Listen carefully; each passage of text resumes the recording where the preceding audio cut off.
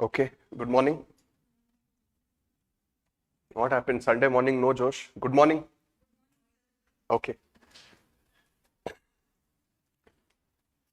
Fine. So today we'll try to cover as much topics as possible. Okay. These are all handpicked for your exam, and it is most likely to reflect in the exam paper also, right? So let's start.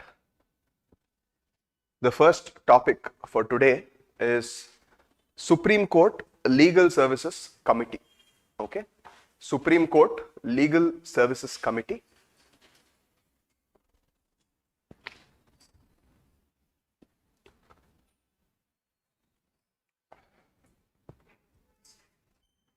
So before we see this, okay, we will try to discuss on these following parameters.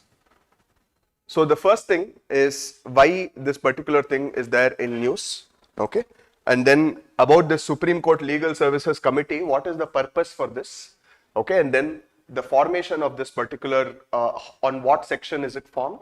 We'll see the jurisdiction of it, okay, what all cases can be covered under this.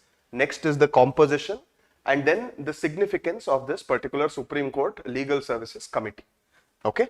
So after that, we'll also discuss about the different legal services committee which is there, okay, and what all will come under this. Like for example, under Article 39A, you have something called as NALSA and SALSA, okay. Like that only you have something at the district level and taluk level also.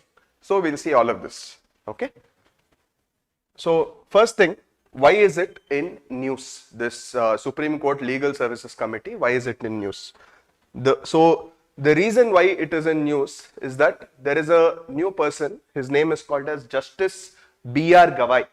Okay, Justice B.R. Gavai has been nominated for the post of chairman of the Supreme Court Legal Services Committee.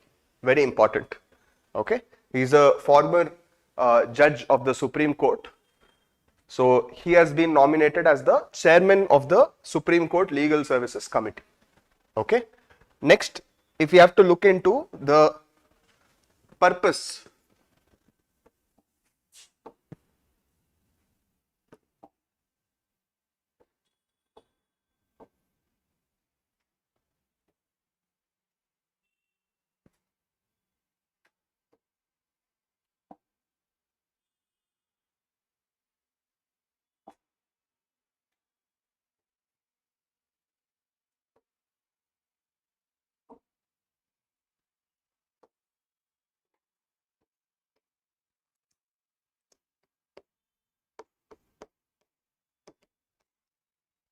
the purpose of Supreme Court Legal Services Committee, it is mainly to provide free and legal aid. Okay, free and competent legal aid. Okay, not just free but also something which is qualitative, meaning to say competent legal aid, okay, to the weaker sections of society.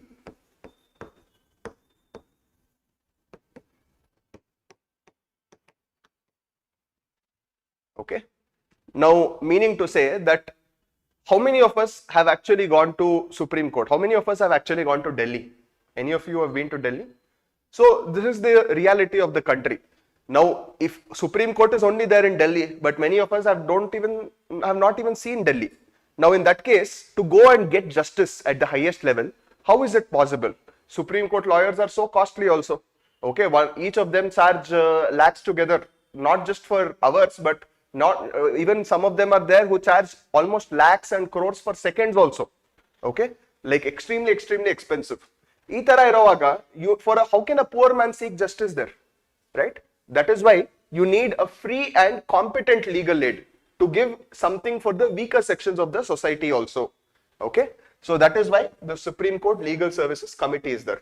Now, how is it formed? That is, we look into the formation aspect of it. Okay, when we look into the formation aspect of it, there is something called as Section 3A. Okay, so the Section 3A of Legal Services Authority Act. Legal Services Authority Act 1981. Okay, sorry, 1987. This gives a legal statutory backing for this particular body to exist. Okay, so according to this particular law, this particular committee can exist with section 3A of Legal Services Authority Act 1987. Okay, now jurisdiction. When it comes to jurisdiction, under which jurisdiction will it fall under? As the name itself has the jurisdiction. That is, all cases which come under Supreme Court, they can provide free and competent legal aid. Okay, all cases which come under Supreme Court, they can provide free and competent legal aid. Is this clear? Next, when it comes to the composition,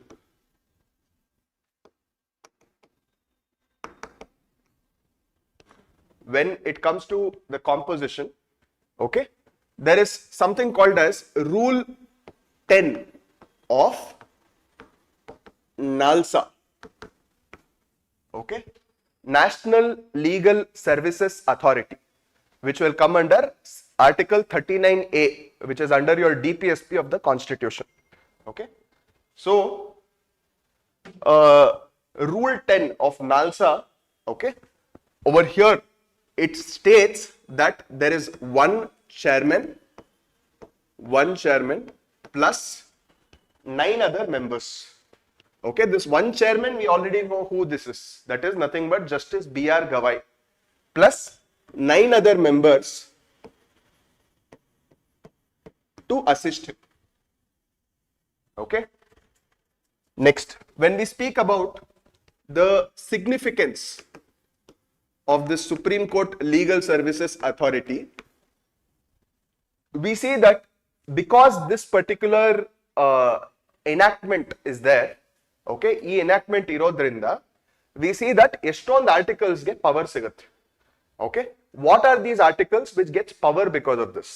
The first thing is Article 21. Article 21 talks about right to life with personal liberty, okay, and right to life with dignity. So how can I live with dignity if I cannot get justice at the highest level, right? So if this particular committee is ensuring that I get justice at the highest level. Okay, is this clear? Fine. After this, then you have Article 39A. Article 39A ಏನ್ ಹೇಳುತ್ತೆ ಅಂದ್ರೆ free legal aid ಬಗ್ಗೆ ಮಾತಾಡುತ್ತೆ. Okay, which is nothing but NALSA at the national level, SALSA at the state level. So ಈ free legal aid, okay, ಯಾರು ensure ಮಾಡೋದು? ಈ Supreme Court Legal Services Committee. Okay, this is at the highest level. So this is also being enacted. 39A, if I have to tell you a little bit more, it was not there at the starting of the Constitution. It was enacted through a subsequent amendment, which is called as the 42nd Constitutional Amendment Act. Okay, 42nd Constitutional Amendment Act. So this gives you access to justice. Okay, speedy justice. So 42nd amendment ಇಂದ almost ನಿಮ್ಗೆ ಇನ್ನೊಂದು key point ನೀವೇನ್ note ಮಾಡ್ಬೇಕಂದ್ರೆ ಎಲ್ಲೆಲ್ಲೆಲ್ಲ A ಅಂತ ಇದೆ DPSP ಅಲ್ಲಿ ಅದೆಲ್ಲ almost 42nd constitutional amendment ಅಲ್ಲೇ ಆಡ್ ಮಾಡಿರೋದು. Like for example 39A, 43A, 48A ಎಲ್ಲ ಕಡೆ ಎ ಇದೆ. Everything was added by 42nd constitutional amendment. Okay, this is another small tip. Okay, ಇದಾದ್ಮೇಲೆ ನೆಕ್ಸ್ಟ್ ಆರ್ಟಿಕಲ್ 14. ಆರ್ಟಿಕಲ್ 14 ಏನ್ ಹೇಳುತ್ತೆ? Equality before law and equal protection of ಲಾ ಅಂತ ಹೇಳುತ್ತೆ. Okay, equality before law ಅನ್ನೋದು UK ಇಂದ ಬಂದಿರುವಂತ concept. Equal protection of law ಅನ್ನೋದು USA ಅಂತ ಬಂದಿರುವಂತ concept. We see that equality before law ಅನ್ನೋದು it has a slightly negative connotation to it. Equal protection of law ಅನ್ನೋದು it has a slightly positive connotation to it. Okay, ನಾವು equality before law ಅಂದ್ರೆ ಎಲ್ಲರೂ law ಅಲ್ಲಿ ಒಂದೇ ತರ ನೋಡ್ತೀವಿ ಅಂತ. Okay, and equal protection of law, what is it state? That circumstances ತಗೊಂತೀವಿ ಯಾರನ್ನಾದ್ರೂ ಒಬ್ರು ಜಡ್ಜ್ ಮಾಡೋದಕ್ಕೆ ಅಂತ ನೋಡ್ತೀವಿ. Okay, it is moreover a transgression if you see the lady of justice. Okay, ಮುಂಚೆ ಕಣ್ಣು ಬ್ಲೈಂಡ್ ಫೋಲ್ಡ್ ಆಗಿತ್ತು. ಓಕೆ, ಆಮೇಲೆ ಕೈಯಲ್ಲಿ ಒಂದು ಸ್ವೋರ್ಡ್ ಇತ್ತು, ಇವಾಗ ಕೈಯಲ್ಲಿ ಸಂವಿಧಾನ ಇದೆ. ಓಕೆ, ಆಮೇಲೆ you see that the eyes are removed. This is also an indication of transgression from equality before law to equal protection of law. ಅಂದ್ರೆ ಮೊದಲು ಎಲ್ಲರೂ ಒಂದೇ ಅಂತ ನೋಡ್ತಾ ಇದ್ದಿದ್ದು, ಇವಾಗ ಯಾರ್ಯಾರಿಗೆ ಏನೇನ್ ಸಿಗ್ಬೇಕೋ ಅದು ಸಿಗೋದೇ ಜಸ್ಟಿಸ್ ಅಂತ ಹೇಳ್ತಾ ಇದೆ. Understood this? Okay, so this is article 14 ಅಂದ್ರೆ equality before law and equal protection of ಲಾ. ನಾವು ಇವಾಗ ಎಲ್ಲಾರ್ನು ಹೇಗೆ ಈಕ್ವಾಲಿಟಿ ಬಿಫೋರ್ ಲಾ ಎನ್ಶೋರ್ ಮಾಡೋದು? ಎಲ್ಲಾರ್ಗೂ ಒಂದು ಈಕ್ವಲ್ ರೆಪ್ರೆಸೆಂಟೇಷನ್ ಕೊಟ್ಟು, ಓಕೆ, ಅಂದ್ರೆ ಎಲ್ಲಾರ್ಗು ಲಾಯರ್ಸ್ ಕೊಟ್ಟು, right? So equal article 14 also it is providing. ಇದಾದ್ಮೇಲೆ one more thing is article 22 clause 1. Okay, so article 22 clause 1 is also being provided under what? Under this particular significance of this Supreme Court Legal Services Committee.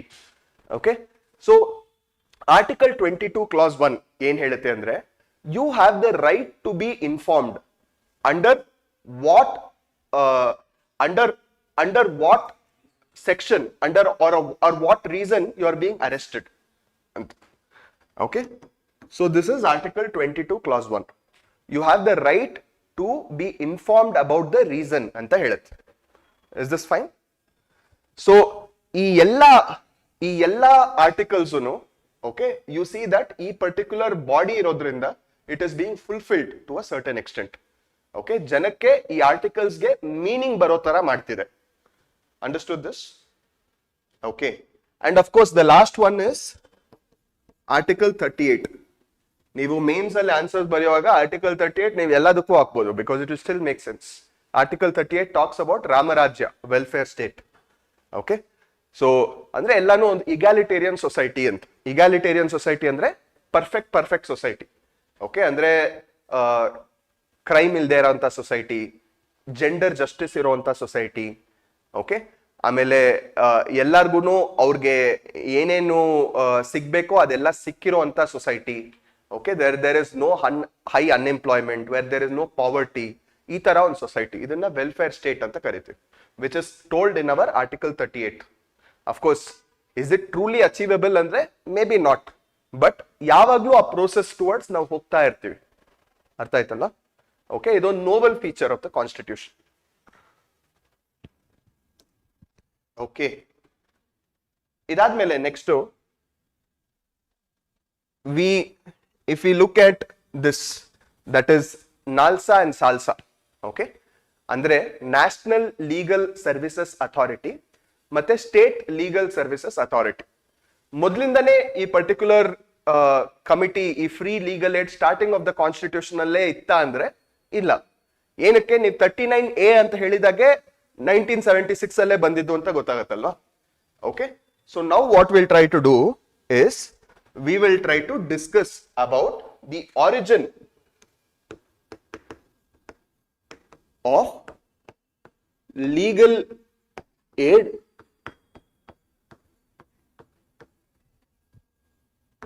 programs. Origin of legal aid programs ಅಂದ್ರೆ ನಾವು ಈ free ಆಗಿ ಒಂದು competent legal representation ಪ್ರತಿಯೊಬ್ಬರಿಗೂ ಕೊಡಬೇಕು ಅನ್ನೋದು ಎಲ್ಲಿಂದ start ಆಯ್ತು, ಓಕೆ ಅಂತ ನಾವು ನೋಡ್ತಿದ್ದೀವಿ. So 1950s, okay, in 1950s itself, Supreme Court ಅಲ್ಲಿ ಅಂದ್ರೆ ಸ್ಟಾರ್ಟಿಂಗ್ ನಮ್ ಸಂವಿಧಾನ ಎನಾಕ್ಟ್ ಆಗಿ ಪ್ರತಿಯೊಂದು ನಡೆಯುವಾಗ, that was when at the starting only they thought that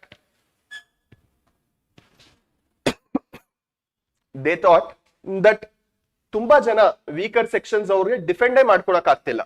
ಯಾರ ಹತ್ರ ದುಡ್ಡಿದೆಯೋ ಅವ್ರು ಒಳ್ಳೆ ಲಾಯರ್ ಇಟ್ಕೊಂತಾ ಇದಾರೆ. ಓಕೆ, ತಪ್ಪು ಇವ್ರ ಮೇಲೆ ಇದೆ ಅಂತ ಗೊತ್ತಾದ್ರೂ ಅವ್ರಿಗೆ ಶಿಕ್ಷೆ ಆಗ್ತಾ ಇಲ್ಲ. ಏನಕ್ಕೆ? They are able to afford costly representation which is able to get them out of any kind of loop hole.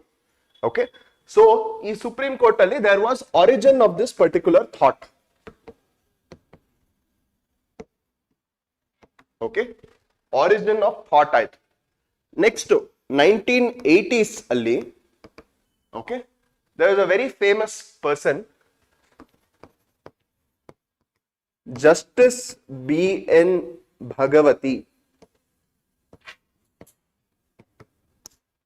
Justice B.N. Bhagavati.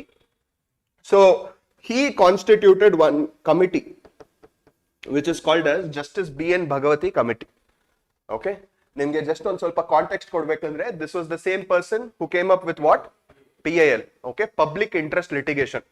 ಅಂದ್ರೆ ಒಂದು ಟೈಮ್ ಇತ್ತು wherein they thought that ಅಲ್ಲಿ ಯಾರೋ ಒಬ್ರು there was some person hitting his wife road ಅಲ್ಲಿ, and I could see it and I would feel angry and I was not able to do anything about it. ನಾನು ಕೋರ್ಟ್ಗೆ ಹೋದ್ರೆ ಅವ್ರು ಕೇಳ್ತಾ ಇದ್ರು, ಅವ್ರೇನೋ ಅವ್ರದ್ದು personal matter, why are you interfering ಅಂತ. Then after this particular invention by this great person, now I can ask that it is in public interest that I am asking this. So it's a public interest litigation. Okay.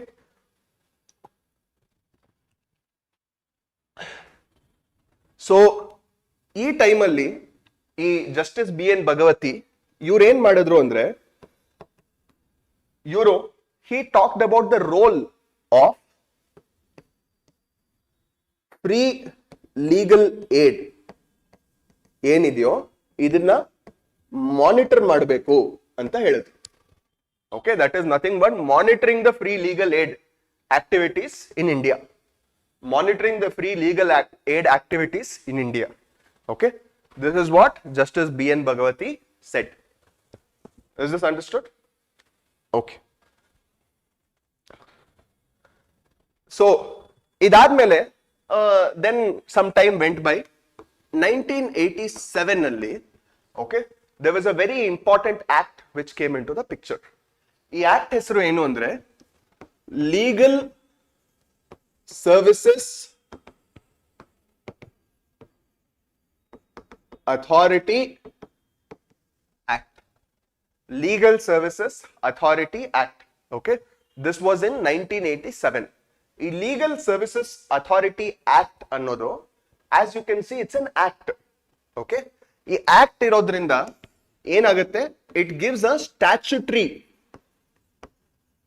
foundation.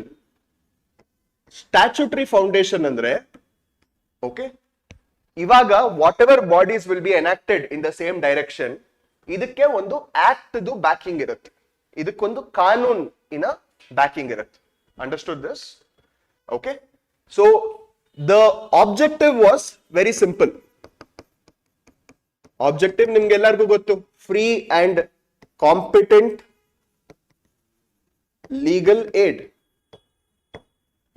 Okay, fine. Free and competent legal aid ಆಯ್ತು. ಎಲ್ಲರಿಗೂ free and competent legal aid ಅಂದ್ರೆ ಇಲ್ಲ. It is for vulnerable sections. Okay.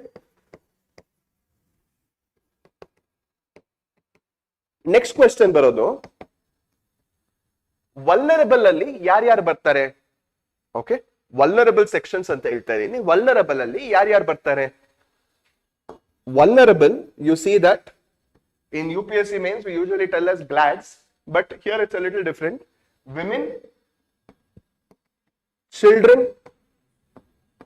SC/ST, transgender. Okay, then we see EWS, that is economically weaker sections. Okay, amele industrial workmen. Okay, ಇವರೆಲ್ಲ main ಆಗಿ ಬರ್ತಾರೆ. These are the vulnerable sections who are eligible to get free and competent legal aid. ಅರ್ಥ ಆಯ್ತಲ್ವಾ? Okay, so now if we see, we have something called as NALSA. Okay, NALSA ಅಂದ್ರೆ ಏನು? National Legal Services Authority. ಈ national legal services authority ಎಲ್ಲಿರುತ್ತೆ ಅಂದ್ರೆ, it is at national level. Okay, ಅದೇ ತರ there is something called as SALSA. Okay, SALSA ಅಂದ್ರೆ dance form ಅಥವಾ ಯಾವುದೋ ಮೆಕ್ಸಿಕನ್ದು ಸಾಸ್ ಅಲ್ಲ. It is state legal services authority. Okay, ಈ ಸ್ಟೇಟ್ ಲೀಗಲ್ ಸರ್ವಿಸಸ್ ಅಥಾರಿಟಿ ಬಂದು ಸ್ಟೇಟ್ ಲೆವೆಲ್ ಅಲ್ಲಿ ಇರುತ್ತೆ. Is this clear? So ನಾಲ್ಸಾ ಬಂದು ನಮ್ಗೆ ಎಸ್ಟಾಬ್ಲಿಷ್ ಆಗಿದ್ದು 1995 ಅಲ್ಲಿ it will come into effect. Okay? So ಈ ನಾಲ್ಸಾ ಅನ್ನೋದು ಎಕ್ಸಾಕ್ಟ್ಲಿ ಏನ್ ಮಾಡುತ್ತೆ ಅಂತ ನೀವು ಕೇಳ್ಬೋದು. ಓಕೆ, ಸೊ ನಾಲ್ಸಾ ಅನ್ನೋದು it monitors and evaluates legal aid program. Okay, it monitors and evaluates the legal aid program. ಅಂದ್ರೆ ಯಾರ್ಯಾರೆಲ್ಲ ಲೀಗಲ್ ಏಡ್ ಮಾಡ್ತಾ ಇದ್ದಾರೆ ಫ್ರೀ ಆಗಿ ಕಾಂಪಿಟೆಂಟ್ ಆಗಿ ಅವ್ರನ್ನೆಲ್ಲ ಮಾನಿಟರ್ ಮಾಡುವಂತ ಒಂದು system. Okay, understood this? This similar to what Justice B.N. Bhagavati also said. He told that monitor. So this NALSA was the first effect. Okay, idadmele second effect ಏನು ಆಯ್ತು ಅಂದ್ರೆ they start developing policies. Okay, they start developing policies. Okay, third one, ಈ NGOs ಇರುತ್ತಲ್ವಾ, who are providing free legal aid, okay, ಇವ್ರಿಗೆ funds allocate ಮಾಡೋದು ನಾಲ್ಸಾ. Okay, so NGOs provide free legal aid. ಇವ್ರು ಏನ್ ಮಾಡ್ತಾರೆ, ಇದನ್ನ ಮಾನಿಟರ್ ಮಾಡ್ತಾರೆ, ಇದನ್ನ ಇವ್ಯಾಲ್ಯೂಯೇಟ್ ಮಾಡ್ತಾರೆ, ಇದಕ್ಕೆ ಫಂಡಿಂಗ್ ಬರೋ ತರ ನೋಡ್ಕೊಂತಾರೆ. Understood this? Okay, so why is all of this done? It is mainly for so that the people can access free legal aid. Okay, so you have to remember that ಈ funds ಯಾರ್ಯಾರ್ದು monitor ಮಾಡ್ತಾರೆ, ಒಂದು NGOs ಗೆ ಕೊಡ್ತಾರೆ, ಇನ್ನೊಂದು ಸಾಲ್ಸಾಗುನು ಕೊಡ್ತಾರೆ. Why? Because it is under this only. Salsa will come under NALSA. So ಇವ್ರಿಗೂನು funds ಕೊಡೋದು ಇವ್ರ ಜವಾಬ್ದಾರಿ. Is this understood? Okay. Next. After this, you have SALSA.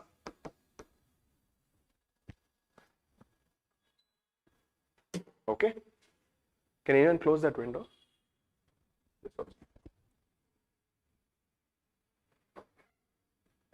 So ಈ ಸಾಲ್ಸಾ ಎಲ್ಲಾ ಸ್ಟೇಟ್ ಅಲ್ಲೂ ಎಸ್ಟಾಬ್ಲಿಷ್ ಆಗಿದೆಯಾ ಅಂದ್ರೆ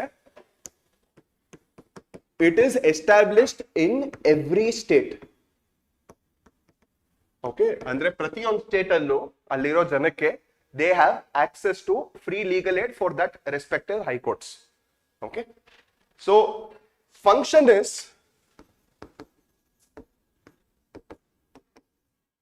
to implement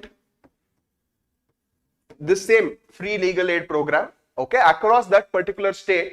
Or ಕೆಲವೊಂದು ಸರಿ ಪ್ರತಿಯೊಂದು ಸ್ಟೇಟ್ಗೂ ಒಂದೊಂದು ಹೈಕೋರ್ಟ್ ಇರಲ್ಲ.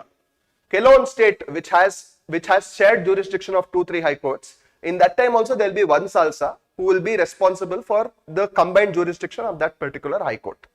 Okay, so ಇದು ಎಲ್ಲ ಅಲ್ಲದೆ they conduct something called as Lok Adalat. ಏನ್ ಕಂಡಕ್ಟ್ ಮಾಡ್ತಾರೆ? ಲೋಕ್ ಅದಾಲತ್. ಓಕೆ, ಲೋಕ್ ಅದಾಲತ್ ಅನ್ನೋದು it's called as people's court ಅಂತ ಕರಿತೀವಿ. Okay, what is this? It is a ADR. ADR ಅಂದ್ರೆ alternative dispute resolution mechanism. Alternate dispute resolution mechanism. So ಇಲ್ಲಿ ಏನಾಗುತ್ತೆ ಪೀಪಲ್ಸ್ ಕೋರ್ಟ್ ಅಲ್ಲಿ ಅಂದ್ರೆ, first of all, first thing which you have to know is that there is no court fee. Okay, ಇಲ್ಲಿ court fee ಅನ್ನೋದು ಇಲ್ವೇ ಇಲ್ಲ. There is zero court fee. There is fast fair trial. Fast and fair trial. Okay, so it will uncomplicate the whole process. Okay, next, usually ಇಲ್ಲಿ ಏನ್ ಮಾಡ್ತಾರೆ, ಇಲ್ಲೇ out of the court settlements ಗೆ reach ಆಗಕ್ಕೆ try ಮಾಡ್ತಾರೆ. There will not be complete justice on one part. Okay, but ಇವ್ರ ಒಂದ್ 60% ಈ ಕಡೆ ಬಂದ್ರ, ಇವ್ರ ಒಂದ್ 40% ಈ ಕಡೆ ಬಂದ್ರ, ಓಕೆ, ಇಲ್ಲಿಗೆ ಸೆಟಲ್ ಆಯ್ತು, ನೀವಿಬ್ರು ಒಪ್ಪಿಗೆ ಇದ್ರೆ let us agree to this settlement ಅಂತ ಸೆಟಲ್ಮೆಂಟ್ ಮಾಡೋದು. ಇದು ಪೀಪಲ್ಸ್ ಕೋರ್ಟ್ ಅಲ್ಲಿ ನಡೀತು. Understood? There is no one side winner here. ಇಲ್ಲ ನನ್ಗೆ ಒಂದ್ ಸೈಡೇ ಬೇಕು, ನನ್ ಕಂಪ್ಲೀಟ್ ಜಸ್ಟಿಸೇ ಆಗ್ಬೇಕು ಅಂತ ಇರೋರು they can go to the courts. But ಇಲ್ಲ, ಏನೋ ಒಂದ್ ಸ್ವಲ್ಪ ಇವ್ರು ಒಂದ್ ಸ್ವಲ್ಪ ಒಂದ್ ಅರ್ಧ ದಾರಿ ಬರ್ಬೇಕು ಅಂತಿರುತ್ತೆ, ಇವ್ರು ಒಂದ್ ಅರ್ಧ ದಾರಿ ಬರ್ಬೇಕು ಅಂತಿರುತ್ತೆ. ಅಥವಾ ಇವ್ರು ಒಂದು 20% ಬರಬೇಕು, ಒಂಚೂರು ಅಟ್ಲೀಸ್ಟ್ ಕಾಂಪ್ರಮೈಸ್ ಆಗಬೇಕು ಅಂತ ಇರುತ್ತೆ. In these cases Lok Adalat seems to be a better option. Okay, so it is settlement rather than absolute determination of judgment. Okay, ಈ ವರ್ಡ್ಸ್ ಎಲ್ಲ ಜ್ಞಾಪಕ ಇಟ್ಕೊಳ್ಳಿ, ನಿಮ್ಮ ಮೇನ್ಸ್ ಅಲ್ಲಿ it will come in very handy. It is settlement rather than absolute determination of justice. Okay, it is settlement rather than absolute determination of justice.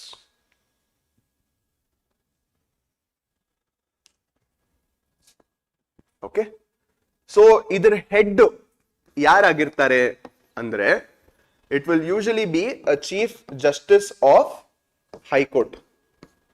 Chief justice of high court will be the head for salsa. Okay, next ಇದಾದ್ಮೇಲೆ there is something called as district level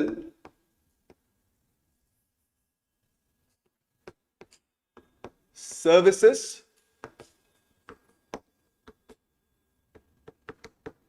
authority. District level services authority. So ಈ district level services authority ಬಂದು it is established at district level. Okay, no brainer for guessing. So ಇಲ್ಲಿ chairperson, now you have to understand the difference between this term called chairman and chairperson. Okay, ಎರಡೂನು ಒಂದೇನೆ, you should not get confused. Chairman ಅನ್ನೋದು ಮತ್ತೆ chairperson ಅನ್ನೋದು ಎರಡು both are same.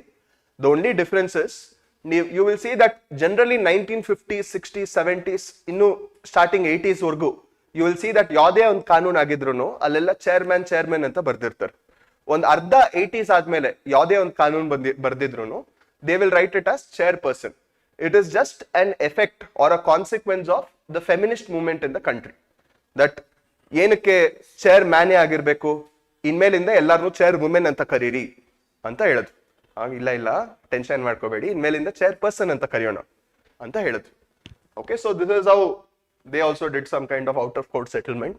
ಅದಾದ್ಮೇಲೆ they started telling that ಇನ್ಮೇಲಿಂದ chairperson will call. Okay, understood this? So ಇಲ್ಲಿ chairperson ಯಾರಾಗಿರ್ತಾರೆ ಅಂದ್ರೆ district judge. Okay, district judge of that particular district will be the chairperson of district legal services authority.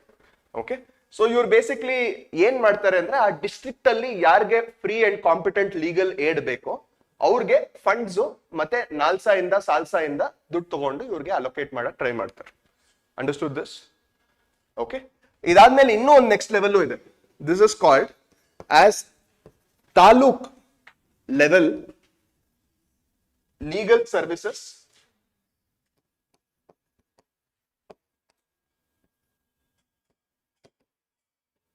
authority. Committee ಇರೋದು ಒಂದೇ, supreme court legal services committee. ಮಿಕ್ಕಿರೋದೆಲ್ಲಾನು authorities, ಜ್ಞಾಪಕ ಇಟ್ಕೊಳ್ಳಿ. Okay, ಇಲ್ಲಿ head is senior judge of civil court. Senior judge of civil court. Okay, so ಇವ್ರು ಏನ್ ಮಾಡ್ತಾರೆ ಅಂದ್ರೆ they will of course do the same thing, free legal aid, but ಇವ್ರದ್ದು grass root level ಅಲ್ವಾ.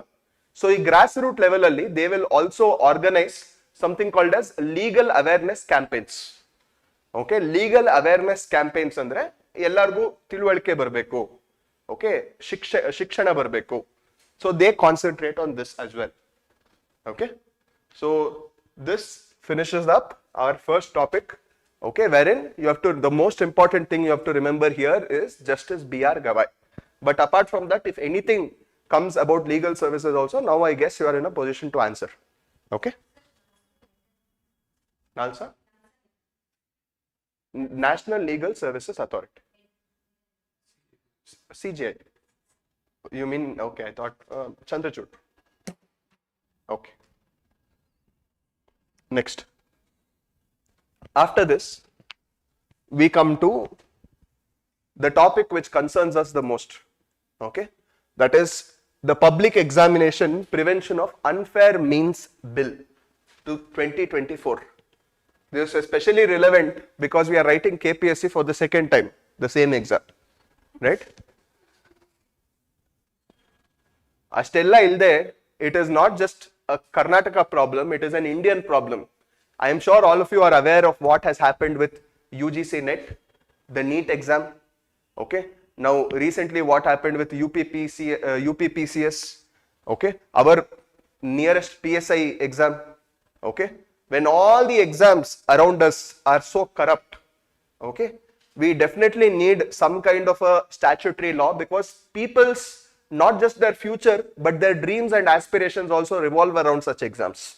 People spend years and years, months and months burning the midnight oil in a library, okay, with some aspiration that they'll get a job.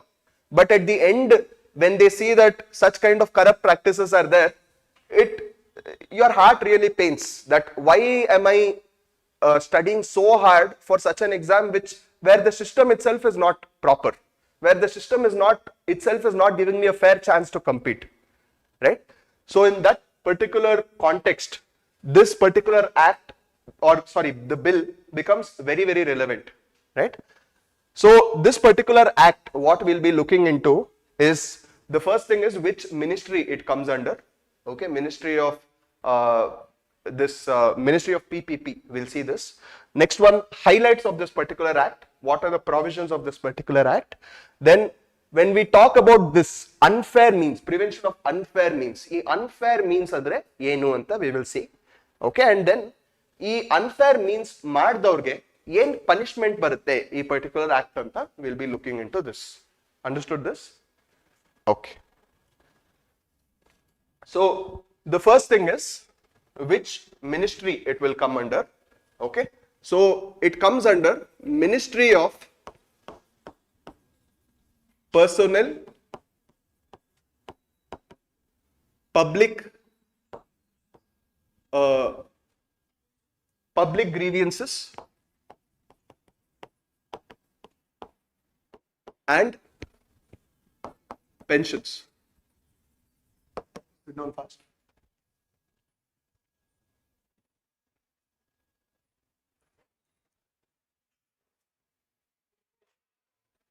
Okay. So Ministry of PPP andre Ministry of Personnel andre dayavettu okay namdu personal ella vishaya ella check ಮಾಡ್ತಾರೆ ಅಂತ ಅನ್ಕೋಬೇಡಿ, okay? Personnel means human resources, okay? ಅದಕ್ಕೆ ಅಂತ Ministry of HRD ಬೇರೆ again, okay? Ministry of Personnel mainly deals with recruitment, okay? Like after our civil services list is Union Public Service Commission, it finishes up the merit list, ಇವ್ರಿಗೆ ಕಳ್ಸೋದು approval, okay? Ministry of Personnel, Public Grievance, that is if you have any kind of grievance, okay, this acts as an ombudsman. Ombudsman ಅಂದ್ರೆ ಏನು ಅಂತ ಗೊತ್ತಿದೆ ಅಂತ ಅನ್ಕೊಂಡಿರ್ತೀವಿ, okay? Ombudsman ಅಂದ್ರೆ ನಿಮ್ಗೆ ಏನಾದ್ರೂ ಒಂದು ಚಿಂತೆ ಇದ್ರೆ ಇವ್ರ ಹತ್ರ ಹೋದೆ ಅದಕ್ಕೆ ಪರಿಹಾರ ಸಿಗುತ್ತೆ. Ombudsman, Public Grievance and Pensions, okay? These are the three things they deal with. So this particular act is almost like a ray of positive light which shines upon us. Now why do I tell this? Because this was enacted on June 21st, 2024, okay? June 21st, 2024, in other words, is known as our International Yoga Day. International Yoga Day ಏನಕ್ಕೆ celebrate ಮಾಡ್ತೀವಿ ಏನಕ್ಕಂದ್ರೆ the sun shines directly on the Tropic of Cancer, right? So when the sun shines directly overhead the Tropic of Cancer, that particular thing will be our longest day. Longest day ಇರುತ್ತೋ ಇಲ್ವೋ, it became the brightest day this year. ಏನಕ್ಕಂದ್ರೆ ಈ particular act was enacted, right? So next, what are the highlights of this particular bill?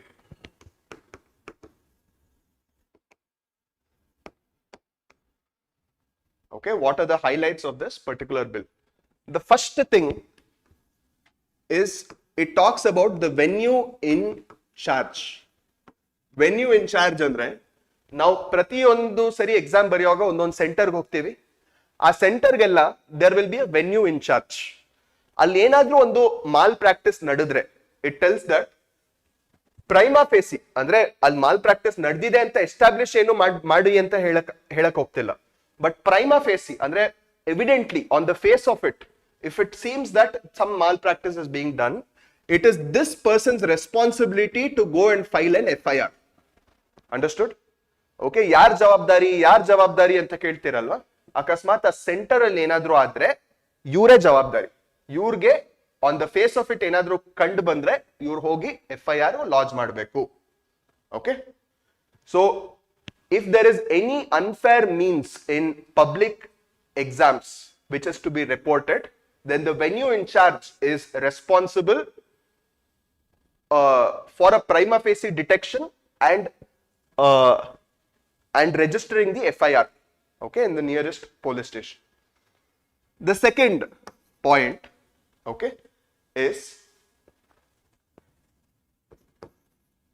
if the board of directors and the service providers.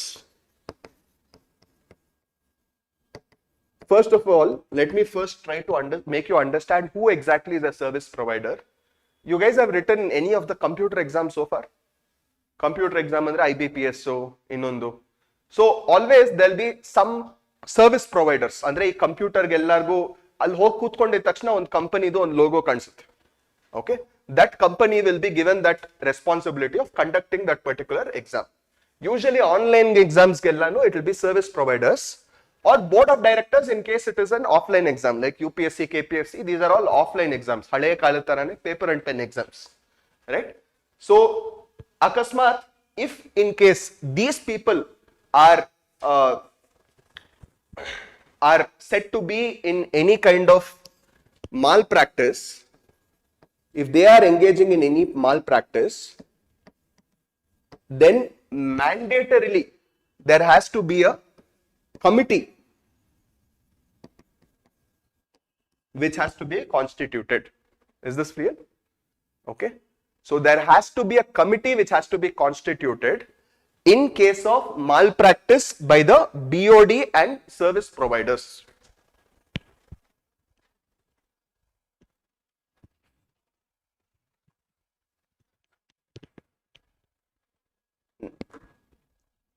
Next, so you understood who is service providers alla? These are people who conduct the public exams. Okay, usually digitally they are called as service providers. Then there will be a regional officer. In case of a national exam, there will be a regional officer. So this regional officer will be in charge of fast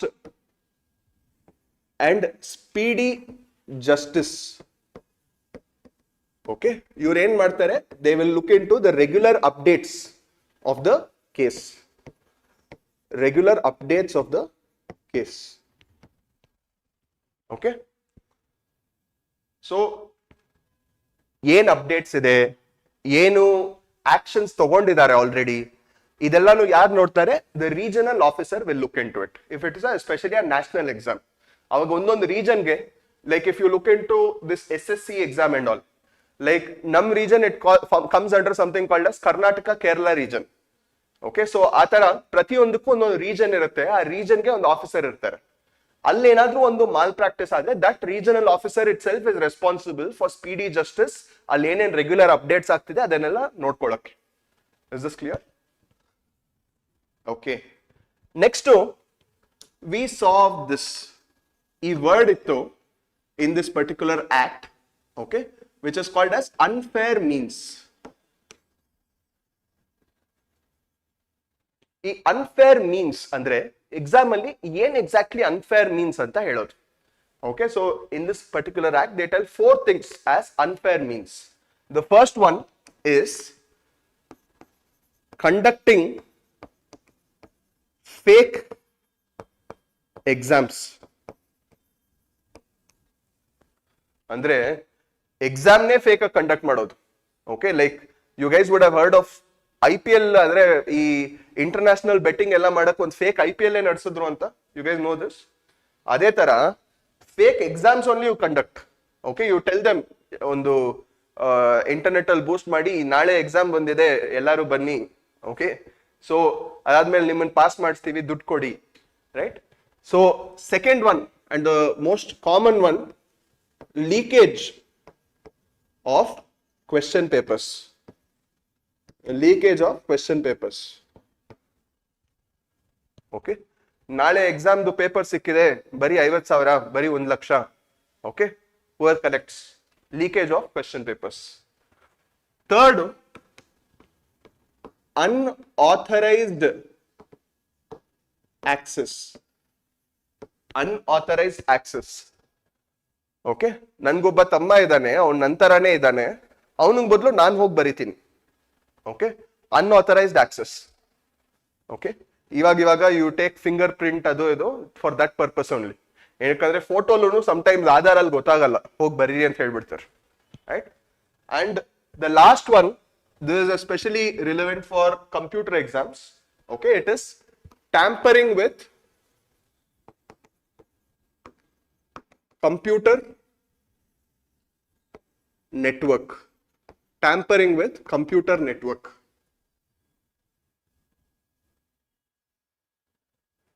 Okay. Next, punishments.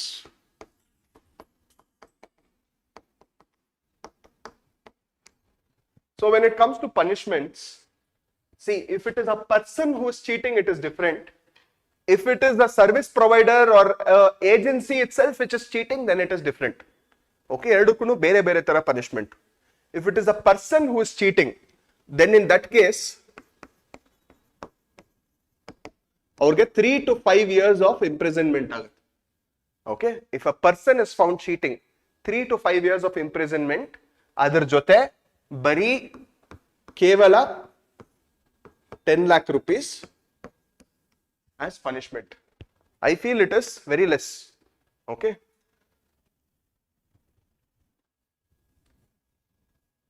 ಯಾರೋ ಒಬ್ರು ಈ ತರ ಮಾಡಿ ಆಮೇಲೆ ತಿರ್ಗಾ exam cancel ಆಗಿ ತಿರ್ಗಾ 6 ತಿಂಗಳು ವೇಟ್ ಮಾಡೋದಕ್ಕೆ ಬದಲು, okay, so this 10 lakhs is nothing actually, right? ಅದಾದ್ಮೇಲೆ next, if you look into the service providers, ಅಂದ್ರೆ ಯಾರು ಎಕ್ಸಾಮ್ ಕಂಡಕ್ಟ್ ಮಾಡಬೇಕೋ ಅವರೇ ಯಾವಾಗ ಚೀಟ್ ಮಾಡಕ್ ಸ್ಟಾರ್ಟ್ ಮಾಡ್ತಾರೋ, ಓಕೆ, ಯಾರು who has to guard that particular field, they end up as the thieves, right. In that case we see that the punishment or the fine can go up to 1 crore. Okay, plus ಆ ಎಕ್ಸಾಮ್ಗೆ ಎಷ್ಟು conduct ಮಾಡಕ್ ಎಷ್ಟು cost ಆಯ್ತು ಅದರದ್ದು recovery also will happen from here itself. Okay, proportionate to exam conducting costs. Proportionate to exam conducting costs. Okay, so ಈ offences ಏನಿದೆ ಅಂದ್ರೆ ಈ ಸರ್ವಿಸ್ ಪ್ರೊವೈಡರ್ಗೆ ಅಥವಾ ಇಂಡಿವಿಜುವಲ್ಸ್ಗೆ, these are said to be having certain characteristics. Okay, what are these characteristics? First thing is we call this as cognizable offense. Okay, it is a cognizable offense. Second is it is a non-bailable offense. Third one, it is a non-compoundable offense. Okay, cognizable offense, non-bailable offense and compoundable, non-compoundable offense. Okay, ಈ ಮೂರಕ್ಕೂ ಒಂದೊಂದು meaning ಇದೆ. Okay, cognisable ಅಂದ್ರೆ ಒಂದು meaning ಇದೆ, non bailable ಅಂದ್ರೆ ಒಂದು meaning ಇದೆ, ನಾನ್ compoundable ಅಂದ್ರೇನು ಒಂದು ಮೀನಿಂಗ್ ಇದೆ.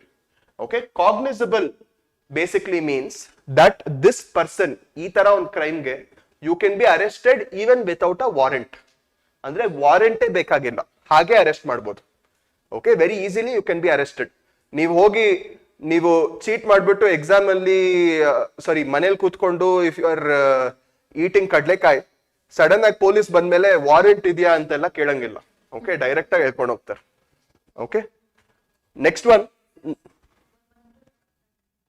ಕಾಗ್ನಿಸಬಲ್. 1 crore ಅಂದ್ರೆ 1 crore fine.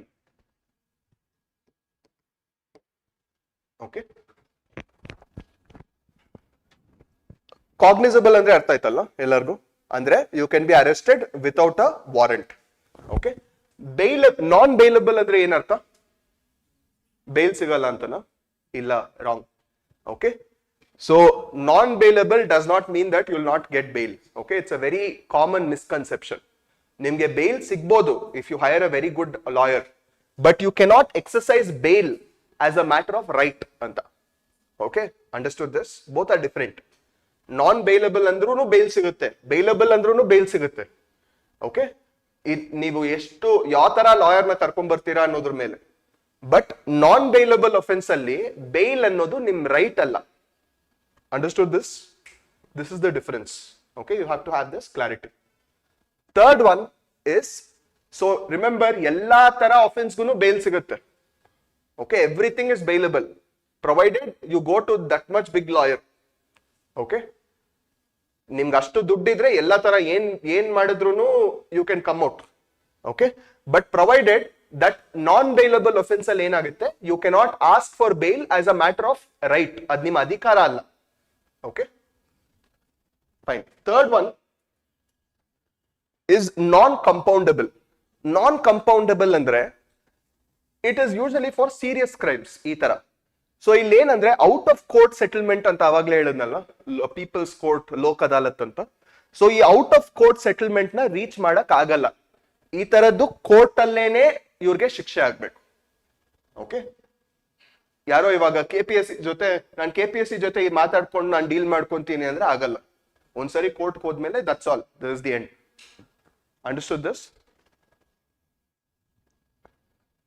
So remember this, non compoundable ಅಂದ್ರೆ ಯೂಶಲಿ ಈ ತರದ್ದು it is listed in CRPC. Okay, so sorry, compoundable ಅನ್ನೋದು it is listed in CRPC section 320. ಯಾವ್ದು ಸೆಕ್ಷನ್ 320 ಅಲ್ಲಿ ಲಿಸ್ಟ್ ಆಗಿರಲ್ವೋ that is called as non compoundable. Understood this? Compoundable offence ಅನ್ನೋದು section 320 ಅಲ್ಲಿ list ಆಗಿರುತ್ತೆ. ಬಟ್ ಆ ಲಿಸ್ಟ್ ಅಲ್ಲಿ ಯಾವ್ದು ಇಲ್ವೋ ಅದೆಲ್ಲಾನು ನಾನ್ ಕಾಂಪೌಂಡಬಲ್. ಏನಕ್ಕಂದ್ರೆ ತುಂಬಾ ಥಿಂಗ್ಸು ಇರಲ್ಲ. ಯಾವ್ದು ಆ ಲಿಸ್ಟ್ ಅಲ್ಲಿ ಇರುತ್ತೋ ಅದನ್ನ ಬಿಟ್ಟು ಮಿಕ್ಕಿದ ಎಲ್ಲಾನು ನಾನ್ ಕಾಂಪೌಂಡಬಲ್. ಅರ್ಥ ಆಯ್ತಲ್ವಾ?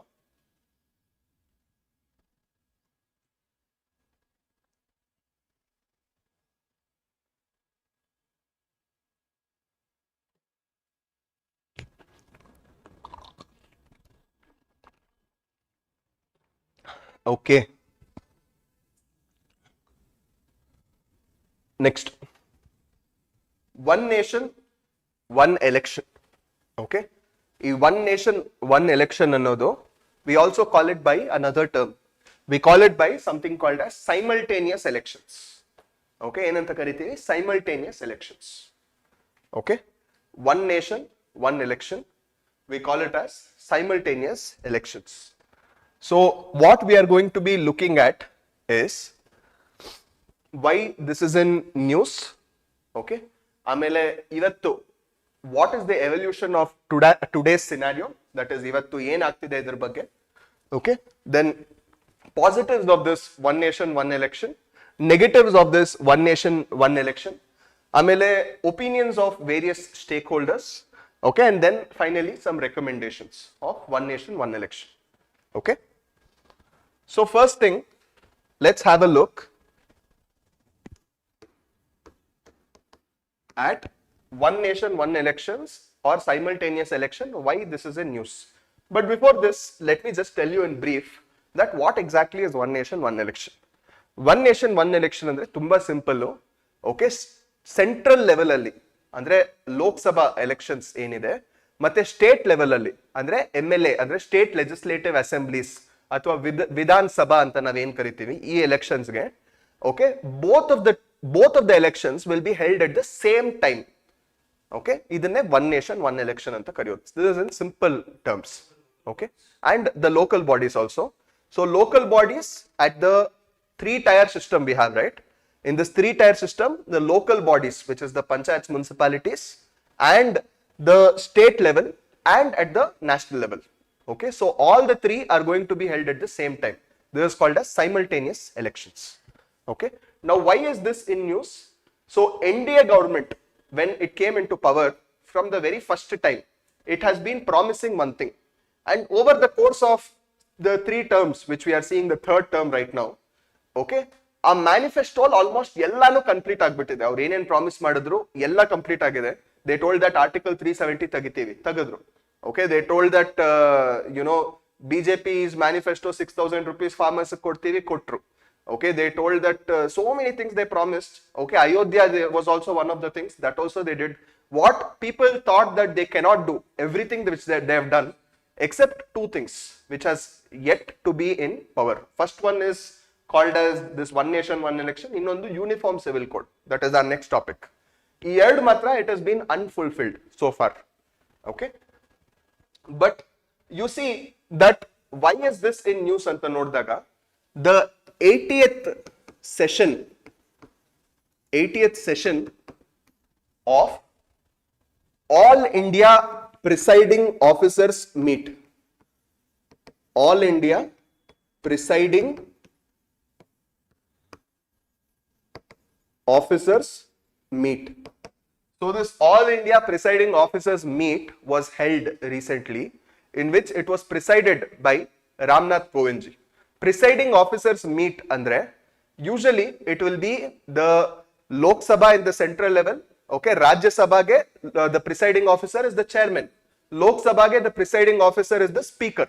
Adhe tara prati on state ge the state legislative assemblies will be there, and when you come to state legislative councils, it is there in Tumbak states. Tumbak andre TUMBAK andre, which are the states? Telangana, Uttar Pradesh, Maharashtra, Bihar, Andhra Pradesh and Karnataka. So these states will have state legislative councils or the Vidhan Parishad as well. So the people who are presiding this state legislative assemblies yaar preside ಮಾಡ್ತಾರೆ, central level Lok Sabha yaar preside ಮಾಡ್ತಾರೆ, Rajya Sabha, ಇವರೆಲ್ಲರೂ ಒಂದ್ ಕಡೆ meet ಮಾಡಿದ್ರು. ಅವಾಗ again this was emphasized that ಆದಷ್ಟು ಬೇಗ, okay, we will be implementing one nation one election. Is this fine? Okay, now basically it means to conduct elections at one time. Okay, now if we look into the possibility or the impossibility of this, okay, is this even possible anta now question madidre before we start discussing the positives. Okay, first thing is it is definitely possible. Yenakke, the initially when we started, that is in 1952, 1957, 1962, 1967, the first 4 cycles of election in India were all simultaneous elections only. Ellanu general elections ay nadidittu. Okay, I mean ella general elections and the state legislative assemblies elections, everything happened together, jotele ಆಗ್ತಿತ್ತು. But the problem came in 1967 when Indira Gandhi ji was there. Okay, ಆ ಟೈಮಲ್ಲಿ when 1967 to 1977 on 10 years ಅಲ್ಲಿ, okay, so many governments, especially in 1967 to 69, ಈ 2 ವರ್ಷದಲ್ಲಿ so many governments were disbanded. Okay, and they told that inmelinda like we will impose president's rule, article 356 and article 365. They told that we will impose president's rule, and she imposed more than 39 times. Okay, 39 times in the just 10 years.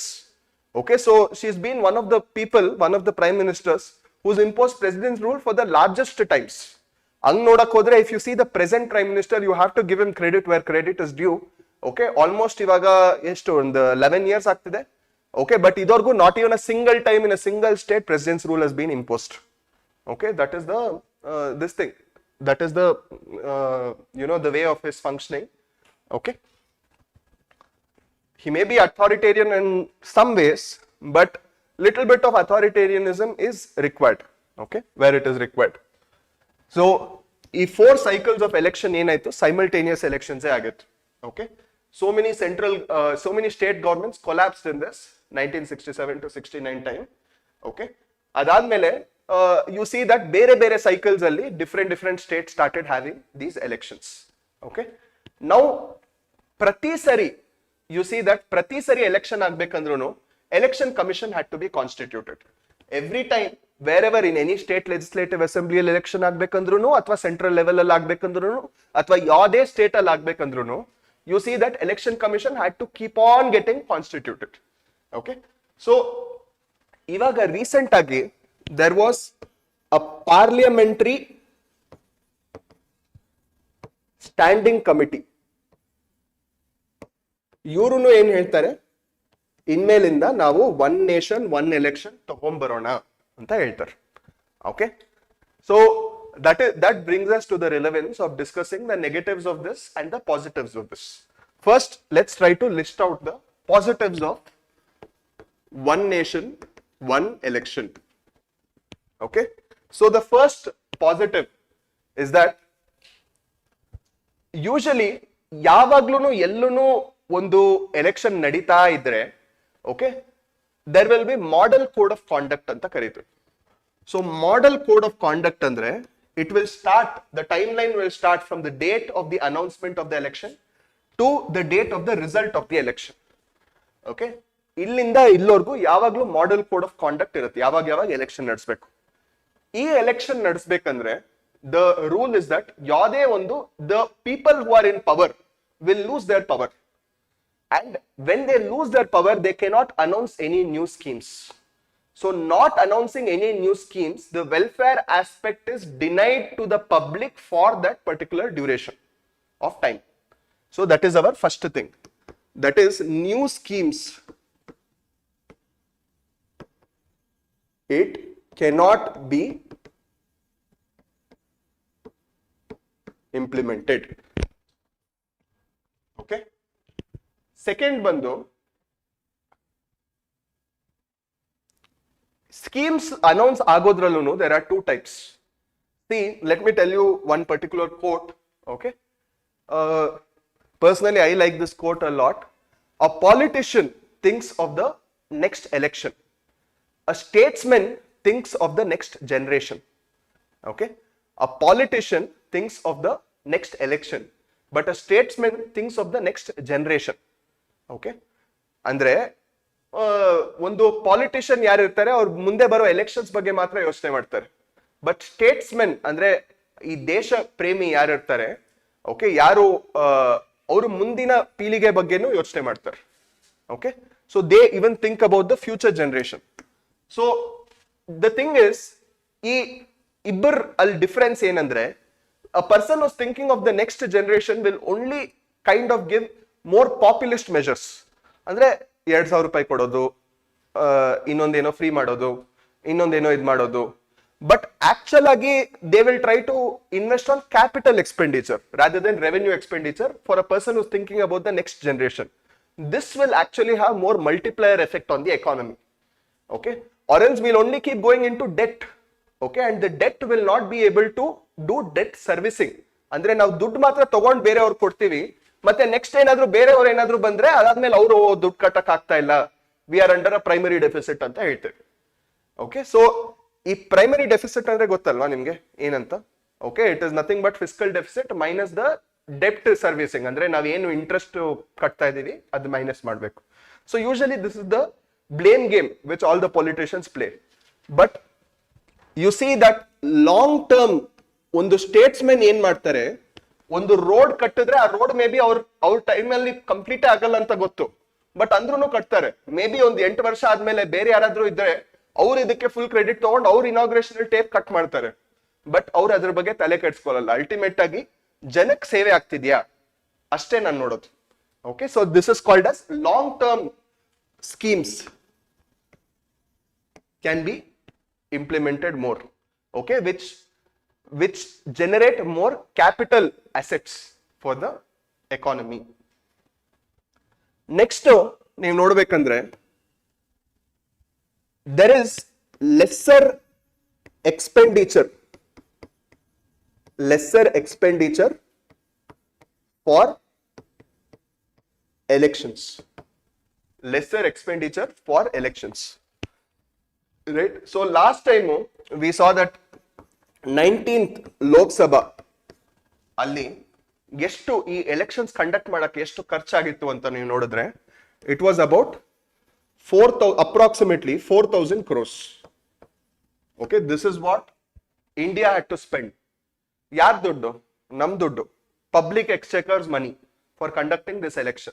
But this is a democratic exercise. Now ಖರ್ಚು ಮಾಡಲೇಬೇಕು, ನಮ್ಮ leaders ನಾವು appoint ಮಾಡೋ ನಮ್ಮ ಅಧಿಕಾರನ ನಾವು exercise ಮಾಡಬೇಕು. So this is fine. But ನೀವು ಎಲ್ಲಾ ಸ್ಟೇಟ್ ಲೆಜಿಸ್ಲೇಟಿವ್ ಅಸೆಂಬ್ಲೀಸ್ ಕಂಬೈನ್ಡ್ ಆಗಿ ಎಷ್ಟು ಎಕ್ಸ್ಪೆಂಡಿಚರ್ ಆಯ್ತು ಅಂತ ನೀವು ನೋಡಿದ್ರೆ it came up to around 60,000 crores. Okay, ಅಂದ್ರೆ ಎಷ್ಟು? 56,000 ಕೋಟಿ ಜಾಸ್ತಿ. Okay, so you see that this much extra expenditure was incurred when all the states election ಗುನು ನಾವು ಎಷ್ಟು ಖರ್ಚು ಮಾಡಿದ್ವಿ ಅಂತ ನೋಡಿದ್ರೆ. ಅದೇ ಒಂದೇ ಸರಿ ಕಂಡಕ್ಟ್ ಮಾಡಿದ್ರೆ so much of expenditure can be saved. ಅಂದ್ರೆ ಯಾರ ದುಡ್ಡು ಸೇವ್ ಆಗ್ತಾ ಇದೆ? ನಮ್ ದುಡ್ಡು ಸೇವ್ ಆಗ್ತಾ ಇದೆ. The public exchequer's money is being saved, right? In fact, do you guys know that ಪ್ರತಿ ಸರಿ ಪಾರ್ಲಿಮೆಂಟ್ ಅಲ್ಲಿ 1 ನಿಮಿಷ ಅವ್ರೇನಾದ್ರೂ ಮಾತಾಡದೆ ಚೇರ್ ತೆಗೆದು ನಿಮ್ಗೆ ಹಾಕ್ತೀನಿ ಅದು ಇದು ಅಂತೆಲ್ಲ ಮಾತಾಡೋವಾಗ ಪ್ರತಿ 1 ನಿಮಿಷ ಅವ್ರು ವೇಸ್ಟ್ ಮಾಡಿದ್ರು ನಮ್ಗೆ ನಮ್ ದುಡ್ಡಲ್ಲಿ 7 ಲಕ್ಷ ರೂಪಾಯಿ ಹೋಗ್ತಿದೆ. Okay, that is the amount of money which we are incurring as tax exchequers, right? ಅದನ್ನು ಎಲ್ಲರೂ ಟ್ಯಾಕ್ಸ್ ಕಟ್ತಾರಾ? ಇಲ್ಲ. Only it falls on the few people who actually pay tax, right? And the fourth thing is that election commission ಅನ್ನೋದು ಇಲ್ಲಿ permanent ಆಗಿ ಹೋಗಿ ಯಾರಾದ್ರೂ ಕೂತ್ಕೊಂತಾರ ಈ ಪರ್ಟಿಕ್ಯುಲರ್ ಬಾಡಿಯಲ್ಲಿ ಅಂದ್ರೆ ಇಲ್ಲ. ಎಲ್ಲರೂ ಟ್ರಾನ್ಸಿಷನಲ್ ಪೊಸಿಷನ್ಸ್, ಅಂದ್ರೆ ಬೇರೆ ಯಾವ್ದೋ ಡಿಪಾರ್ಟ್ಮೆಂಟ್ ಅಲ್ಲಿ ಕೆಲಸ ಮಾಡ್ತಾ ಇರ್ತಾರೆ ಗವರ್ಮೆಂಟ್ ಅಲ್ಲಿ. ಸೊ ಇವ್ರನ್ನ ಕರ್ಕೊಂಡ್ ಬಂದು ಈ ಎಲೆಕ್ಷನ್ ನಡೆಸಿ ಅಂತ ಒಂದ್ ಸ್ವಲ್ಪ ದಿನ ಕೂರಿಸ್ತೀವಿ. Okay, so you can see that ಈ ತಿರ್ಗಾ ಎಲೆಕ್ಷನ್ ಕಮಿಷನ್ ಗೆ ಬೇರೆ ಬೇರೆ ಡಿಪಾರ್ಟ್ಮೆಂಟ್ ಬೇರೆ ಬೇರೆ ಗವರ್ಮೆಂಟ್ ಆಫೀಸಸ್ ಇಂದ ಜನನ್ನ ತೆಗೆದು ಎಲೆಕ್ಷನ್ ಕಮಿಷನ್ ಹಾಕ್ತಾ ಹೋದ್ರೆ what is going to happen? You see that there is no permanent staff. So government kelsa nintu hogutte. Understood this? No permanent staff, so government's work would stop. Is this clear? Okay, ಏನಕ್ಕೆ ಪ್ರತಿ ಸರಿ ಇವಾಗ ಕರ್ನಾಟಕದಲ್ಲಿ election ನಡೀತಾ ಇದೆ, ತಿರ್ಗಾ central ಅಲ್ಲಿ election ನಡೀತಾ ಇದೆ, ತಿರ್ಗಾ ಬೇರೆ ಏನೋ ಒಂದು ಎಲೆಕ್ಷನ್ ನಡೀತಾ ಇದೆ, ತಿರ್ಗಾ ಬೈ ಎಲೆಕ್ಷನ್, ಈ ತರ ಪ್ರತಿ ಎಲೆಕ್ಷನ್ ಟೈಮಲ್ಲೂ ನಾರ್ಮಲ್ ಆಗಿ ಗವರ್ಮೆಂಟ್ ಕೆಲಸ ಇಂದ ಜನ ತೆಗೆದ್ರೆ ಅವಾಗ ಗವರ್ಮೆಂಟ್ ಕೆಲಸ ಯಾರು ಮಾಡೋದು? ಅಲ್ಲಿಂದ ಜನ ಕಡಿಮೆ ಆದ್ರಲ್ವಾ? Okay, so that is our next thing. Okay, so ಒಂದೇ ಸರಿ ತೆಗೆದು ಫಿನಿಶ್ ಮಾಡ್ಬಿಟ್ರೆ okay, you see that then for 5 years it can go on undisturbed. Okay, right. ಅದಾದ್ಮೇಲೆ ಇನ್ನೊಂದು, what kind of politics do you think goes on in India? Okay, do you think there is more inclusivist approach in politics or exclusionist approach in politics? Exclusivist alla, andre they always keep telling ಇವರು ಆ religion ಅವರು ಅವ್ರಿಗೆ vote ಮಾಡಬೇಡಿ, ನಾನು ನಿಮ್ religion ಅವರು ನನಗೆ vote ಮಾಡಿ, ನಾನು ನಿಮ್ ಕ್ಯಾಸ್ಟ್ ಅವನು ನನಗೆ ವೋಟ್ ಮಾಡಿ, ನಾನು ನಿಮ್ ಭಾಷೆ ಮಾತಾಡ್ತೀನಿ ನನಗೆ ವೋಟ್ ಮಾಡಿ, ನಾನು ನಿಮ್ ತರಾನೇ ಇದ್ದೀನಿ ನನಗೆ ವೋಟ್ ಮಾಡಿ. So all of these things, right? So ಈ ತರ ಪ್ರತಿ ಸರಿ ಆಗ್ತಾ ಇದ್ರೆ what does it usually that political season ಅಂತ ನಾವೇನ್ ಕರಿತೀವಿ, ಯೂಶಲಿ ಯು ಸಿ ದಟ್ ಎಷ್ಟೊಂದು ರೈಟ್ಸ್ ಆಗುತ್ತೆ, ಪೋಲರೈಸೇಷನ್ ಆಗುತ್ತೆ, ರಾಡಿಕಲೈಸೇಷನ್ ಆಗುತ್ತೆ.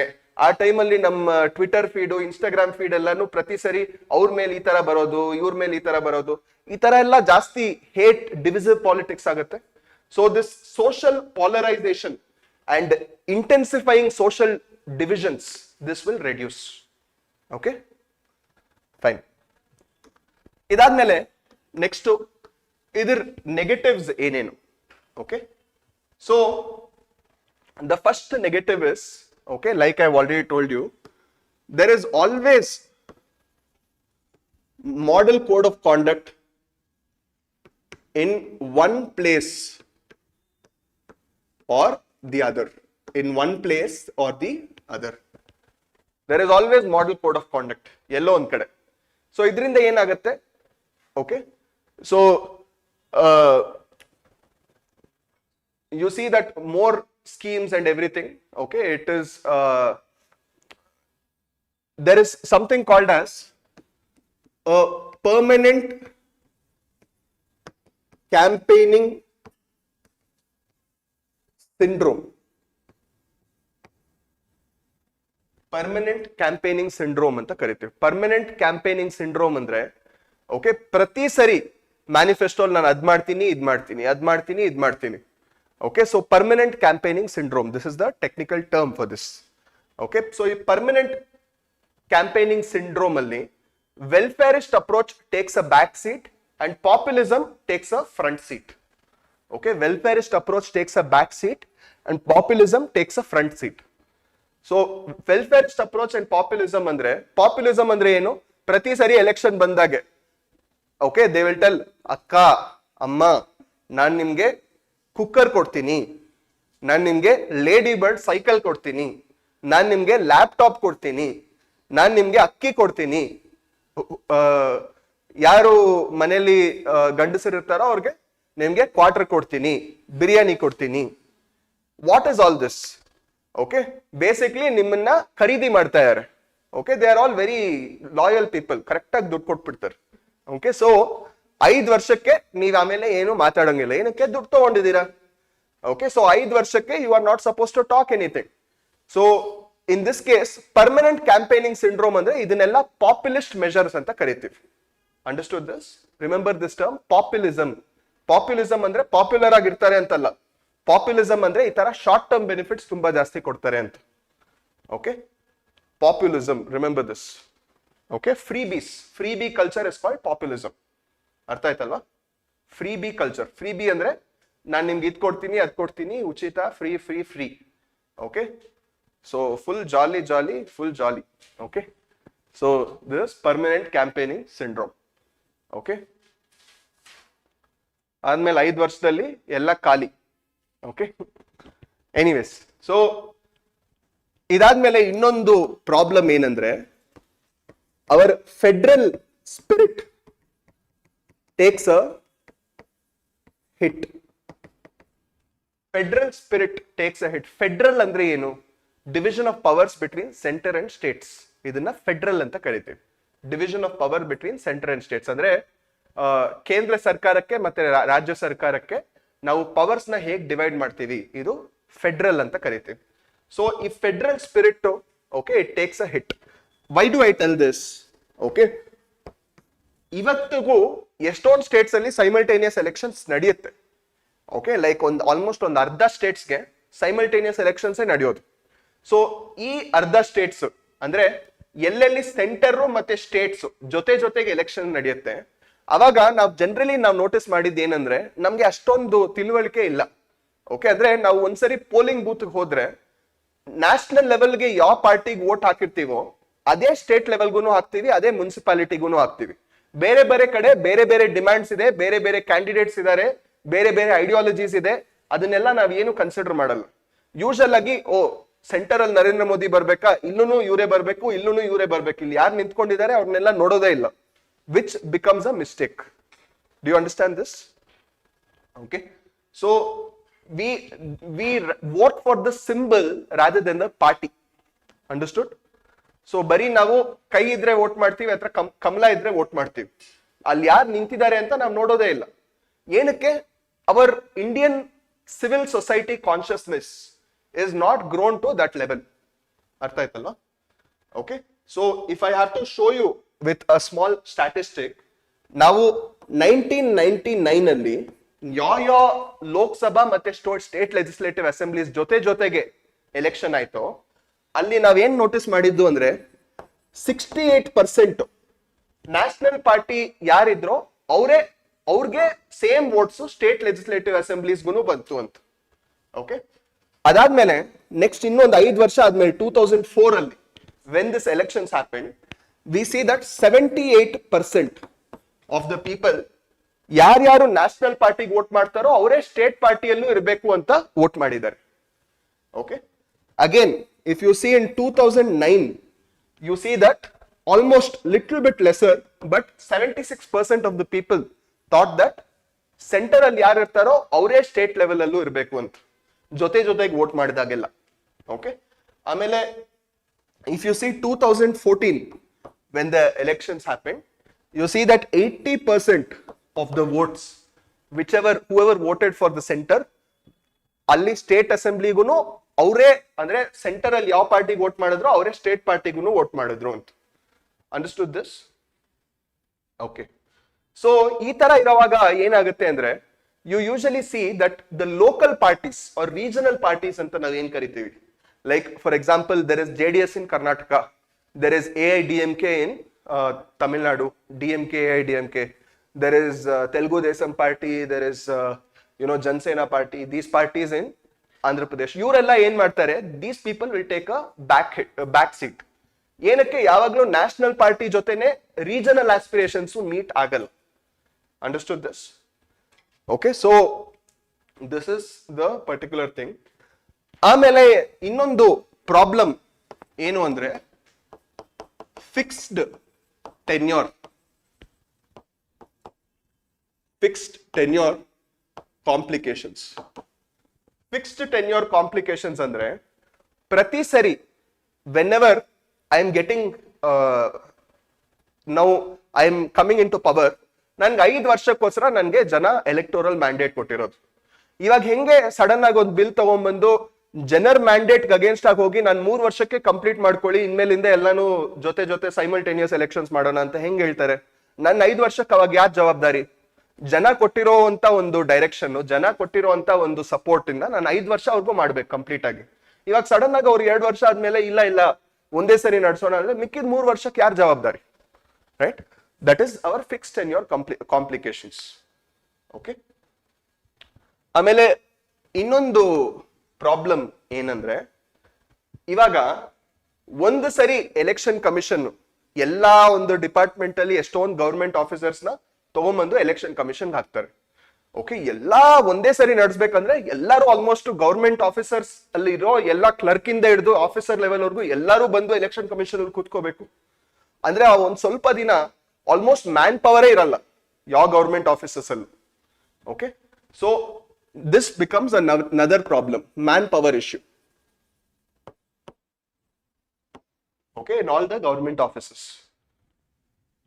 ಆಮೇಲೆ ಇನ್ನೊಂದು ಮೇನ್ ಪ್ರಾಬ್ಲಮ್ ಏನಂದ್ರೆ, ವೋಟರ್ ಎಸ್ಪೆಷಲಿ ಇಂಡಿಯಾಲಿ ನಮ್ಗೆ we don't have Civic consciousness.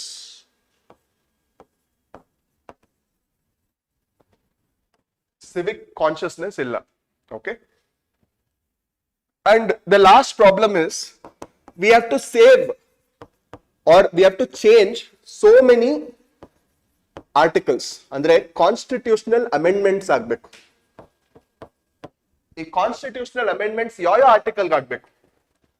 Article 83, article 85, okay, article 172, article 174, okay, ಅದಾದ್ಮೇಲೆ ಆರ್ಟಿಕಲ್ 356. ಈ ಎಲ್ಲದಕ್ಕೂ there has to be constitutional amendments wherein ಈ ಆರ್ಟಿಕಲ್ಸ್ ಚೇಂಜ್ ಮಾಡಬೇಕು. ಓಕೆ, ಆರ್ಟಿಕಲ್ 83 ಏನ್ ಮಾಡುತ್ತೆ ಅಂದ್ರೆ it talks about the duration of the houses. Okay, article 85 it talks about prorogation and dissolution of the houses. Ade same state level alli 172 ಮತ್ತೆ 174. If you see this, it is almost like it's a magic number. ನೀವು centre ಅಲ್ಲಿ ಯಾವುದೇ ಒಂದು article ನಿಮ್ಗೆ ಗೊತ್ತಿದ್ರು ನೀವು state level ಅಲ್ಲಿ ಅದೇ ಆರ್ಟಿಕಲ್ ನಿಮ್ಗೆ ಬೇಕು ಅಂದ್ರೆ ನಿಮ್ಗೆ 99% of the time if you add 89 to it ನಿಮ್ಗೆ ಸ್ಟೇಟ್ ಲೆವೆಲ್ದು ಆರ್ಟಿಕಲ್ ಬಂದ್ಬಿಡುತ್ತೆ. ಓಕೆ, 83ದು 172, 85ಗೂ 174, anything whatever you want state level just add 89, you will get it. This is the magic number. Understood this?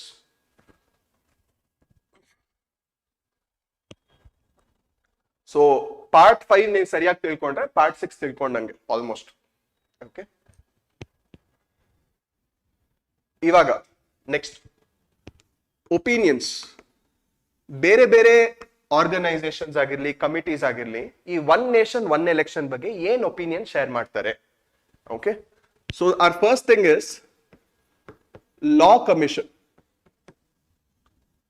ಈ law commission ಏನ್ ಮಾಡ್ತಾರೆ? ಇವ್ರು ಹೇಳ್ತಾರೆ they support this particular one nation one election. Okay, ಆಮೇಲೆ election commission of India already approve ಮಾಡಿಬಿಟ್ಟಿದ್ದಾರೆ in principle. In principle, already one nation, one election already they have approved.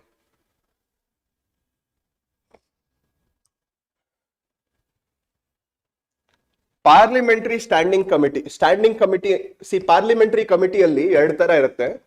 ಒಂದು standing committee ಅಂದ್ರೆ permanent ಆಗಿರೋದು, ಇನ್ನೊಂದು ad hoc committee ಅಂದ್ರೆ temporary ಆಗಿರೋದು.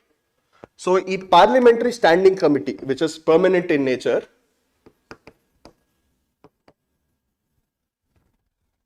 ಇವ್ರು ಏನ್ ಹೇಳಿದ್ದಾರೆ ಅಂದ್ರೆ, ಇವರು one nation one election implement ಮಾಡಿ ಮಾಡಿ ಮಾಡಿ ಅಂತ 20 ವರ್ಷ ಇಂದ 2 decades ಇಂದ ಹೇಳ್ತಾನೆ ಇದ್ದಾರೆ. ಓಕೆ, ಇವಾಗ ಈ one nation one election pass ಆಗಕ್ಕೆ ಯಾವ ತರ ಒಂದು ಕಾನ್ಸ್ಟಿಟ್ಯೂಷನಲ್ ಅಮೆಂಡ್ಮೆಂಟ್ ಬೇಕು, that is our next thing. Okay, so C it needs something called as special majority. Special majority plus ratification of 50% of the states. Okay, so ಇವಾಗ ಇದರ ಅರ್ಥ ಏನು? Special majority plus 50% ratification of the states ಅಂತ. Special majority ಅಂತ ಕರೆಯಕ್ಕೆ ಎರಡು condition satisfy ಆಗಬೇಕು. Okay, so the first condition is that more than 2/3. What is this thing? What is special majority? More than 2/3 of the people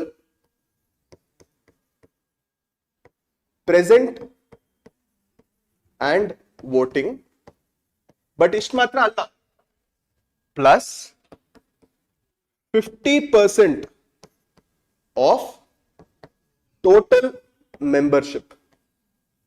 50% of total membership. Okay, more than 50% of total membership. So more than 2/3 of the people present and voting andre ivaga imagine that 550 people, or nam purpose ge 500 jana anta togolona. Okay, if there are, let's say 500 people, okay, who are voting, more than adralli, let's imagine that on one particular day, let's say only 300 people have come. Okay, innu 200 jana our school time do nostalgia agbittu ellaru bunk madbittidare. Okay, so ee 300 people enayitu, ಇವರಲ್ಲಿ more than 200 people should tell yes. ಇದು more than 2/3 of the people present and voting, first condition. Okay, more than 50% of the total membership ಅಂದ್ರೆ 500 ಜನಕ್ಕೆ. What is more than 50% of the total membership? Total membership 500 ಅಂತ ತಗೊಂಡ್ರೆ 50% is 250. ಇವಾಗ ಇಲ್ಲಿ 200 ಮೇಲೆ ಮಾತ್ರ ಅಲ್ಲ, 250 ಮೇಲೆ ಅಂದ್ರೆ 200 ಮೇಲೆ ಅಂದ್ರೆ 250 ಮೇಲೂ ಇರ್ಬೋದು ಅಲ್ವಾ? ಸೊ 250 ಜನದ ಮೇಲೆ ಹೇಳಿದ್ರೆ ಎಸ್ ಅಂತ ಹೇಳಿದ್ರೆ, okay, if they tell I ಅಂತ ಹೇಳಿದ್ರೆ, I ಅಂದ್ರೆ ಎಸ್ ಅಂತ ಪಾರ್ಲಿಮೆಂಟ್ ಅಲ್ಲಿ, if they tell this ಅವಾಗ ಪಾಸ್ ಆಗಿದೆ ಅಂತ ಅರ್ಥ. ಓಕೆ, ಅರ್ಥ ಆಯ್ತಲ್ವಾ? ಅದೇ 400 ಅಂದ್ರೆ ಇಲ್ಲಿ ಎಷ್ಟಾಗುತ್ತೆ? 233 ಆಗುತ್ತೆ. Okay, that will be 2/3. Okay, understood how it works, right? ಎರಡು condition, it is not or condition, it's and condition. Okay, ಜ್ಞಾಪಕ ಇಡಬೇಕು. ಸೊ ಇದು ಸ್ಪೆಷಲ್ ಮೆಜಾರಿಟಿ ಅಂದ್ರೆ. ಬಟ್ ಇಲ್ಲಿ ಇನ್ನೊಂದಿದೆ, ratification of 50% of the states ಅಂತ. ಇದು ಯಾವ ತರ ಮೆಜಾರಿಟಿಯಲ್ಲಿ ಪಾಸ್ ಆಗ್ಬೇಕು ಅಂದ್ರೆ ಸಿಂಪಲ್ ಮೆಜಾರಿಟಿ. ಸಿಂಪಲ್ ಮೆಜಾರಿಟಿಯಲ್ಲಿ ಪಾಸ್ ಆಗ್ಬೇಕು. ಓಕೆ, ಸಿಂಪಲ್ ಮೆಜಾರಿಟಿ ಅಂದ್ರೆ more than 50% of the people present and voting. ಅರ್ಥ ಆಯ್ತಲ್ವಾ? Not 50% of the total membership ಅಲ್ಲ, ಸಿಂಪಲ್ ಮೆಜಾರಿಟಿಯಲ್ಲಿ more than 50% of the people present and voting. ಅಂದ್ರೆ ಲೈಕ್ ಲೆಟ್ಸ್ ಇಮ್ಯಾಜಿನ್ 100 ಜನ ಇದ್ದಾರೆ ಟೋಟಲ್ ಮೆಂಬರ್ಶಿಪ್ ಅಲ್ಲಿ. ಓಕೆ, ಬರೀ 60 ಜನ ಪ್ರೆಸೆಂಟ್ ಇದ್ದಾರೆ, ಅದರಲ್ಲಿ 30 ಜನಕ್ಕಿಂತ ಜಾಸ್ತಿ if they tell yes then it's passed. ಅರ್ಥ ಆಯ್ತಲ್ವಾ? More than 50% present and voting. ಈ ತರ ಎಷ್ಟು ಸ್ಟೇಟ್ ಅಲ್ಲಿ ನಡಿಬೇಕು ಅಂದ್ರೆ 50% ಆಫ್ ದ ಸ್ಟೇಟ್ಸ್. ನಮ್ಮಲ್ಲಿ 28 ಸ್ಟೇಟ್ಸ್ ಇದೆ. ಆ 28 ಸ್ಟೇಟ್ಸ್ ಅಲ್ಲಿ 15 ಸ್ಟೇಟ್ ಎಸ್ ಅಂತ ಹೇಳ್ಬೇಕು. ಅಂದ್ರೆ 28ಗೆ 50% 14, ಬಟ್ ಮೋರ್ ದೆನ್ 50% ಅಲ್ವಾ? So 15 states. Understood this, everyone? You want me to explain again? 50%, more than half of the states. Okay, so 14 states ginta one is more. If it was like let's say 29 states. Okay, in 29 states also it had to be 15 states only. Actually, just 50%, not more than 50%. At least 50%. Okay, so if it is 50% also it is passed, then more than that also yes. Okay, fine. After this, next. ಇವಾಗ we discuss so many problems. ಇದನ್ನೆಲ್ಲ ಹೇಗೆ overcome ಮಾಡೋದು? Okay, many people have given recommendations. So, in this recommendations, first thing is called as staggered election cycles. Staggered election cycles. Staggered election cycles andre, okay, next time election ನಡೆಸೋವಾಗ 5 ವರ್ಷಕ್ಕೆ ನಡೆಸಬೇಡಿ, ಅವ್ರಿಗೆ ಹೇಳ್ಬಿಡಿ 2 ವರ್ಷನೇ ಇರೋದು ಅಂತ, 2 ವರ್ಷಕ್ಕೆ ಜನಕ್ಕೆ ವೋಟ್ ಮಾಡ್ತಿರೋದು ಅಂತ ಅವ್ರಿಗೆ ಗೊತ್ತಿರಲಿ. ಓಕೆ, ಹಂಗ್ ಮಾಡ್ಬಿಟ್ಟು ಎಲ್ಲರಿಗೂ ಒಂದೇ ಲೆವೆಲ್ ತಗೊಂಬನ್ನಿ. That is called a staggered election cycle. Don't you think this is a very good solution? Yes. Okay, next. So the next thing is, ಅಕಸ್ಮಾತ್ ಏನಾದ್ರು ಯಾರೋ ಒಬ್ರು ಸತ್ತೋದ್ರು ಪವರ್ ಅಲ್ಲಿರೋರು, ಅವಾಗ ನಾವು ಬೈ ಎಲೆಕ್ಷನ್ ನಡೆಸಬೇಕಾಗತ್ತೆ. ಸೊ conduct annual by elections. Okay, conduct annual by elections. That is our next promise. Okay, so with this what we can do is we can see that this will, certainly help for one nation, one election. Okay, fine. Idadmele next we come to the second thing in NDA's manifesto, which is Uniform Civil Code. Okay, so under this Uniform Civil Code, okay, as the name itself tells that it is a code of laws. Code andre estondu laws jotege hakidre that becomes a code. Okay, and civil means it is relating to only civil laws. In our first class we discussed about what is criminal laws, what are civil laws. So civil laws andre it is done against a person, against an institution. If it is done against the state, that is a criminal law. Okay alva? Uniform andre ellargu onde tara irbeku. Okay, so it usually deals with matters of marriage, divorce, property, inheritance, ee taradu. Okay, so what we'll be discussing here is, number one, why this is in news. Second, what are a code of civil laws. Third, what are the practices against Uniform Civil Code and whom is it affecting, which community is being affected, yav tara affect agtide, what are the practices. We'll see this. Amele last agi, like recently we see that in Uttarakhand this Uniform Civil Code, it became the first state to enact this particular Uniform Civil Code on our own. Okay, Goa littu mudle, but Goa li India did not enact. It was there in Portuguese time only, and Portuguese time inda it came to India. Okay, just we got a state with Uniform Civil Code. So now again now madiro modalne state is Uttarakhand. Understood this? So that is the difference. We keep telling that Goa had Uniform Civil Code, Goa had Uniform Civil Code, because literally Goa had during Portuguese time itself, before 1961, before Operation Vijay. Okay,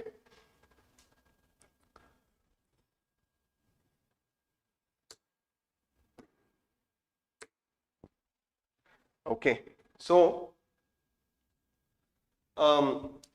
we see that when it comes to UCC, that is Uniform Civil Code, okay, first to Uttarakhand, I told you it passed. ಮೊದಲು pass ಆಗಿದ್ದು Uttarakhand cabinet ಅಲ್ಲಿ. ಉತ್ತರಾಖಂಡ್ ಅಲ್ಲಿ ಕರ್ನಾಟಕದಲ್ಲಿ ಇರೋ ತರ state legislative assembly, state legislative council ಅಂತ ಎರಡೆರಡು house ಇಲ್ಲ, ಬರೀ ಸ್ಟೇಟ್ ಲೆಜಿಸ್ಲೇಟಿವ್ ಅಸೆಂಬ್ಲಿ ಮಾತ್ರ ಇರೋದು. ಅದಾದ್ಮೇಲೆ the legislative assembly of Uttarakhand, they also gave a thumbs up to this particular bill, and then this was finally approved. This was done under this Chief Minister of Uttarakhand's empowerment. His name is called as CM Pushkar. Okay, Pushkar Dhami Pushkar Singh dummy. Okay, so this CM Pushkar Singh dummy, he was the chief minister, BJP led guy. So he was instrumental in enacting the Uniform Civil Code. Okay alva. So 1947 ಇಂದ ಅಂದ್ರೆ ನಮ್ಗೆ ಯಾವಾಗ independence ಬಂತೋ ಅವಾಗಿಂದ if you see Uttarakhand is the first state to ever enact this Uniform Civil Code. Okay, so ಈ civil laws ಅಂದ್ರೆ next to what are these civil laws? Like I told you, marriage, divorce, property, okay, inheritance, adoption ಅಂದ್ರೆ ಮಕ್ಕಳನ್ನ adapt ಮಾಡ್ಕೊಳ್ಳೋದು, succession, property succession, all of these will come under the ambit of civil laws. Okay alva. ನಮ್ಗೆ constitution ಅಲ್ಲಿ it is there in article 44. Okay, so just remember 4-4 ಎಷ್ಟು uniform ಆಗಿದೆ ಅಲ್ವಾ. So 4-4 uniform civil code. Okay, it is there in our DPSP. ಈ DPSP ಅಲ್ಲಿ exact ಆಗಿ ಏನ್ ಹೇಳುತ್ತೆ ಅಂದ್ರೆ every state shall strive to enact UCC ಅಂತ ಹೇಳುತ್ತೆ. Every state shall strive to enact UCC. Okay, ಅಂದ್ರೆ every state uniform civil code ನ ತರಕ್ಕೆ ಪ್ರಯತ್ನ ಮಾಡಬೇಕು ಅಂತ DPSP ಅಲ್ಲಿ ಬರ್ದಿದೆ. Is this clear? So but we see that since this is in DPSP, there is no legal enforcement for it. ಅಂದ್ರೆ it is non-justiciable ಅಂತ ಹೇಳ್ಬೋದು. Okay, DPSP ಅಲ್ಲಿ ಇರೋದು ಎಲ್ಲಾನು non-justiciable. Which article? Article 37. Okay, Article 37 I think so. So Article 37 it tells that no legal enforcement. Okay, yeah, and ಅಂದ್ರೆ it is not justiciable ಅಂತ ಹೇಳ್ತಾರೆ. Okay, in Article 37. So we see that right now the situation is that when we speak about Muslims, Hindus, Sikhs, Christians, right now all these communities have different laws. Okay, ಪ್ರತಿಯೊಬ್ಬರಿಗೂ ಅವ್ರ own civil loss ಇದೆ. Criminal loss ಎಲ್ಲರಿಗೂ ಒಂದೇ, ಅಂದ್ರೆ ಯಾರು murder ಮಾಡಿದ್ರು same punishment, ಯಾರು ಏನಾದ್ರು ಕ್ರಿಮಿನಲ್ ಅಫೆನ್ಸ್ ಮಾಡಿದ್ರು same punishment. But civil loss ಎಲ್ಲರಿಗೂ ಬೇರೆ ಬೇರೆ. ಓಕೆ, ಸೊ ಈ ಎಲ್ಲ ಕಮ್ಯುನಿಟೀಸ್ ಅಲ್ಲೂ the most affected people are women itself, right? So especially it is more so in the Muslim laws, and Muslim women are Indian citizens only. How can we treat them with injustice? It is our responsibility that we have to try to bring some kind of justice element to whatever evil practices are there. Okay, like what are the evil practices in Islam? You see that one, there is something called as nikah halala. Anyone knows what is nikah halala? Nikah halala is this concept where after the first if there is a talaq, okay, from the first husband, then there is a concept that the woman has to marry a second husband and commensurate the marriage. Okay, meaning to say that she has to be intimate with that second person, and then only she is allowed to come back to the first person. Don't you think this is a very discriminatory practice? In a uniform civil code, this will be taken out. Okay, then second one, you see that there is something called as iddat period. Okay, iddat period andre again it is only applicable to a Muslim women, where after a divorce you see that a Muslim woman has to stay single and she should not marry anybody for a particular amount of time. Okay, but a man, he can go and marry another person the next day also. Okay, so this is called as iddat period. Then this third one has already been abolished, okay, by something called as Shaira Bano case. But oral triple talaq, okay, oral triple talaq, it got more crazy when what happened, WhatsApp alli voice note kalista iddu talaq talaq talaq anta. Okay, so this this started getting a more like very casual approach to divorce. Like imagine sending talak, talak, talak on a voice note, right? Now also triple talak is legal, but oral triple talak is banned under Shaira Bano case. Okay, triple talak, that is, it has to follow a particular procedure. Andre talak anta helidmele 1 month admele next talak has to come, another 1 month admele next talak has to come. Aa tara ella ide. That is legal. But this oral triple talak is banned. Artha aitalla? Amele, have you guys heard of this community called as Dawoodi Bohra community? Dawoodi Bohra community, okay, very good. Okay, so they are a community of Muslims who stay in North India, okay, like extreme part of North, where they have this practice of female genital mutilation. Okay, female genital mutilation is where they cut the sex organs of a Muslim female. Why? Because it is said that it will reduce the promiscuity of women if it is cut at a young age.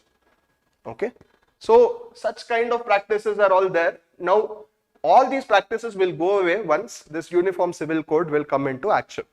Okay, and they've already got the ball rolling with one particular state enacting this. Okay, so other jote, you see that if a Muslim woman, she is socially and economically not so good, okay, in the Muslim laws, the maintenance laws are also not very strong. Andre Hindu alli alimony athwa Christians alli alimony anta ಏನು ನಾವು concept ಇದೆ ಅಂದ್ರೆ for the kid or for her maintenance, where the husband has to give certain money. In a Muslim marriage and after divorce, a Muslim man can easily get away. Okay, and one more, of course, you guys must all be knowing this: polygamy. Polygamy is where a Muslim man can marry up to 4 wives. Okay, and it has a religious sanction. I mean, it is allowed in in the Muslim community. Okay, so section 494 of IPC ಏನಿದೆ, ಈ section 494 IPC ಅಲ್ಲಿ Muslims ಗೆ exemption ಇದೆ. ಅದೇ ಒಂದು Hindu, if he marries 2 wives, it is called as a bigamic offense. Okay, but a Muslim is allowed to have more than up to 4 wives. Okay, some of you might be thinking ಒಂದೇ ಆಗ್ತಾ ಇಲ್ಲ. Okay.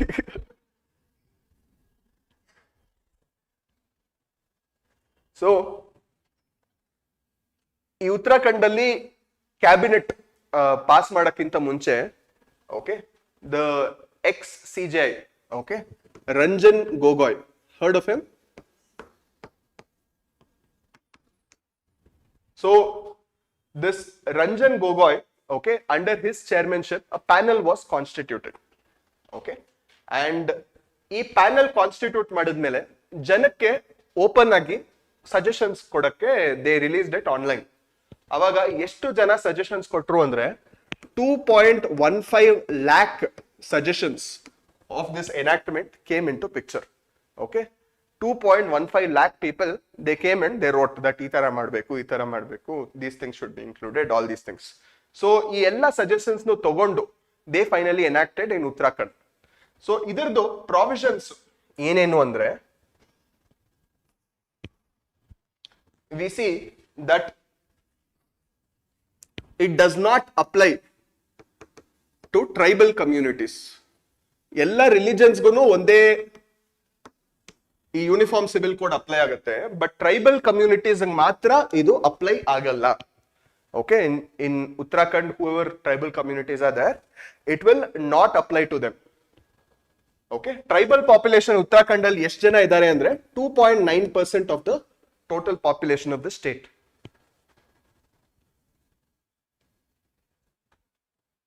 ಇನ್ನೊಂದು, inheritance ಅಲ್ಲಿ, succession ಅಲ್ಲಿ,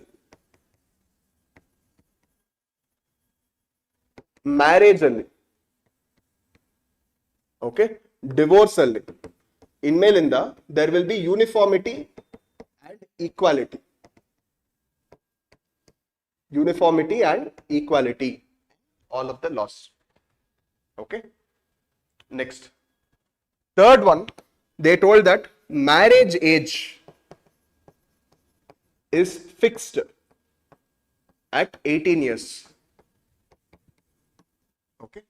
Marriage age is fixed at 18 years. Before also it was 18 years only.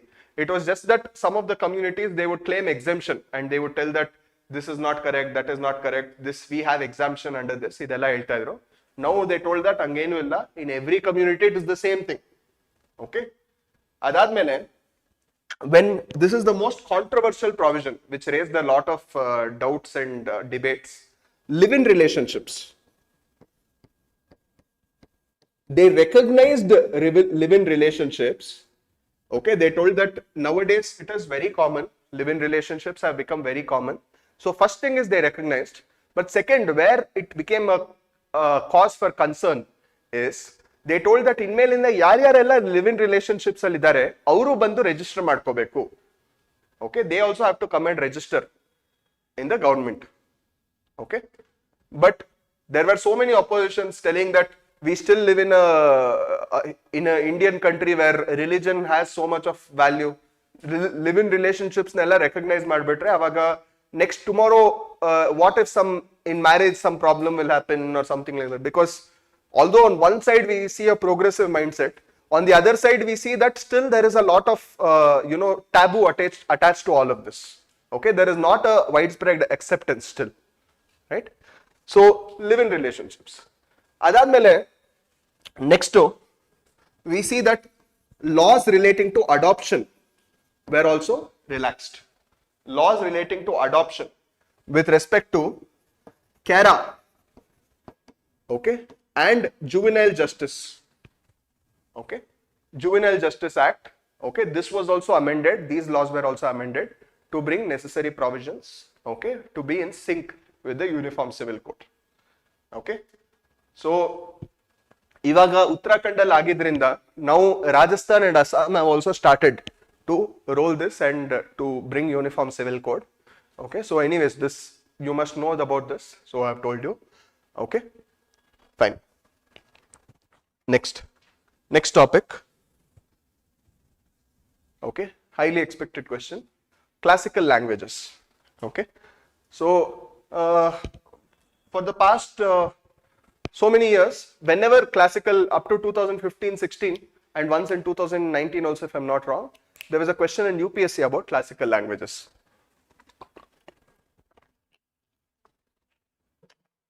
So there is a high probability that KPSC might also imitate this. Very important that you know. Okay, see, conventionally there were andre through a course of time. Okay, first we'll see why is this in news, what are the existing classical languages, amele who declares classical languages in India, what is the criteria for declaring classical languages, amele what are the benefits of declaring ಒಂದು classical language status ಸಿಕ್ಕಿದ್ರೆ what are the benefits for this particular thing, right? So first thing, the classical languages in the order was Tamil, next Sanskrit, after that Kannada, Telugu. Kannada and Telugu were in the same year. Then after that Malayalam and Odia. Okay, so these were the classical languages which were already existing. Andre Tamil was recognized in 2004 itself as one of the oldest languages of the world. Okay, not just India. Then Sanskrit was the next one, which is 2005. Okay, and Kannada and Telugu both were recognized in 2008 and 2008 itself. Okay, and when it comes to Malayalam, it was recognized in 2013 and Odia in 2014. Okay, so these were the languages which were already there. But recently, the Union Cabinet, it approved the status to 6 other languages, making the total languages up to 11. Okay, so already existing 6 plus newly enlisted 5. So you see Marathi, okay, Bengali, Assamese, okay, Prakrit and Pali. So these are the new classical languages. So you might definitely get a question on which are the classical languages. Okay, Marathi, Bengali, Assamese, Prakrit and Pali. So if I have to try to represent this,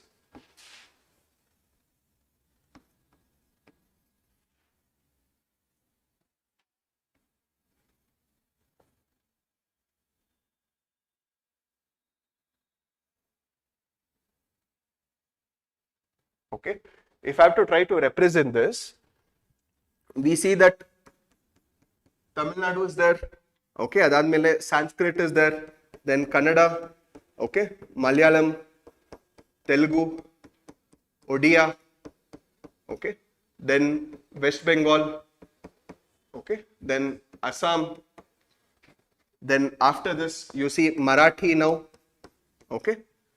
Is Gujarati there? No, it's not there, okay. So these are the main things. Prakrit and Pali are no more widely spoken, okay. They are very, like how Sanskrit is there, it's only in one village in Karnataka which actually speaks Sanskrit. Otherwise, you see that Sanskrit is not spoken. Maybe it is written in places, there are inscriptions and everything, but it's not widely spoken. Adhe tarane, Prakrit and Pali are also derivatives from Sanskrit itself, okay. So you see that Pali is actually spoken in few other northeastern states, okay, like Manipur, Nagaland. Few little bit very trace populations actually know Pali, but it is still alive in Southeast Asian nations. Andre Vietnam, Cambodia, Thailand, okay, Laos, Malaysia, Singapore. E nations alli, it is still allowed, especially in the continental part of Southeast Asian nations. Okay, Linnu, Solpa traces of Pali are still there. Okay, and when it comes to Prakrit, we see that in some amount of Bihar, it is still there. Okay, Prakrit. We have to know that Pali essentially is referring to Buddhist texts. Prakrit is essentially referring to Jaina texts. Okay. So, Prakrit Bandhu, its most spoken version, okay, in the history was called as Ardha Magadi. Okay, Ardha Magadi came from Prakrit itself. Okay, just have this clarity. And where was the root of this? In Bihar. Avaga, what was it called? Magadha. Okay, the Magadha Empire. So you see that Haryanka dynasty, Amele, who Bimbisara, Ajatashatru, then all these people were there. And Adadmele Nandas, Mauryas, everybody's roots were from here itself. Okay, Shunga dynasty, everybody, right? Fine. So we've now discussed what are the languages which come under this. Next, idinna yaro declare madodu. Okay, this is something which we'll see. Okay, who declares this classical language? Classical language status kodo anta power, allocate mado anta power yarigide anta. Okay, so to scrutinize this, some experts would be formed who have complete knowledge on linguistic sciences. Okay, so the committee's name is called as Linguistic Expert Committee. Linguistic Expert Committee.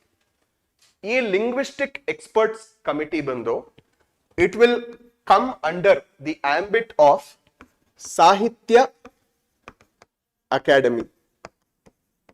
Sahitya Academy is the nodal agency. Okay, fine. Sahitya Academy is there. What will Sahitya Academy come under? It will come under Ministry of Culture. Okay. So Linguistic Experts Committee will come under Sahitya Academy, which will act as the nodal agency, which comes under Ministry of Culture. Okay. Next. What is the criteria to declare any language as a classical language? What is the criteria to declare a language as classical language? First one, is there should be high antiquity. E word tumba important. High antiquity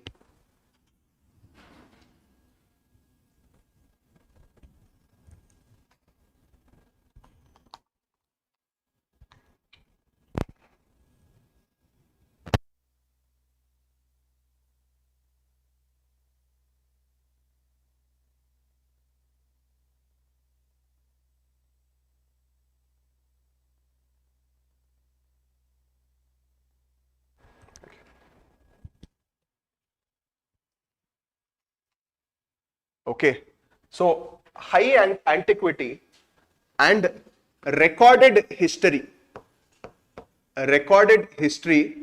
of 1500 to 2000 years.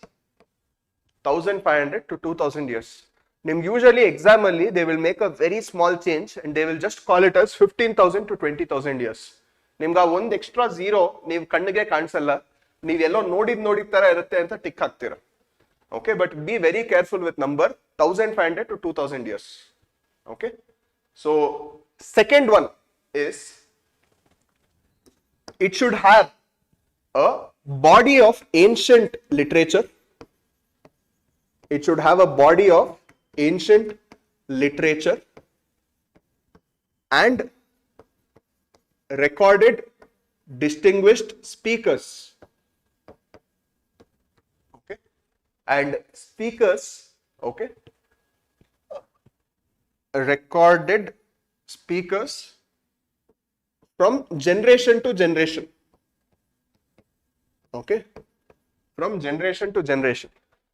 So ಈ ತರ ಒಂದಿದ್ರಲ್ಲಿ okay, Sanskrit, Prakrit, Pali will come a little short, but still we see that ಎಲ್ಲೋ ಒಂದು trace amount ಅಲ್ಲಿ generation after generation there are still speakers, right? Which is why ಈ second point ಒಂದ್ ಸ್ವಲ್ಪ weak ಇದ್ರೂನು Sanskrit, Prakrit and Pali have got classical language status.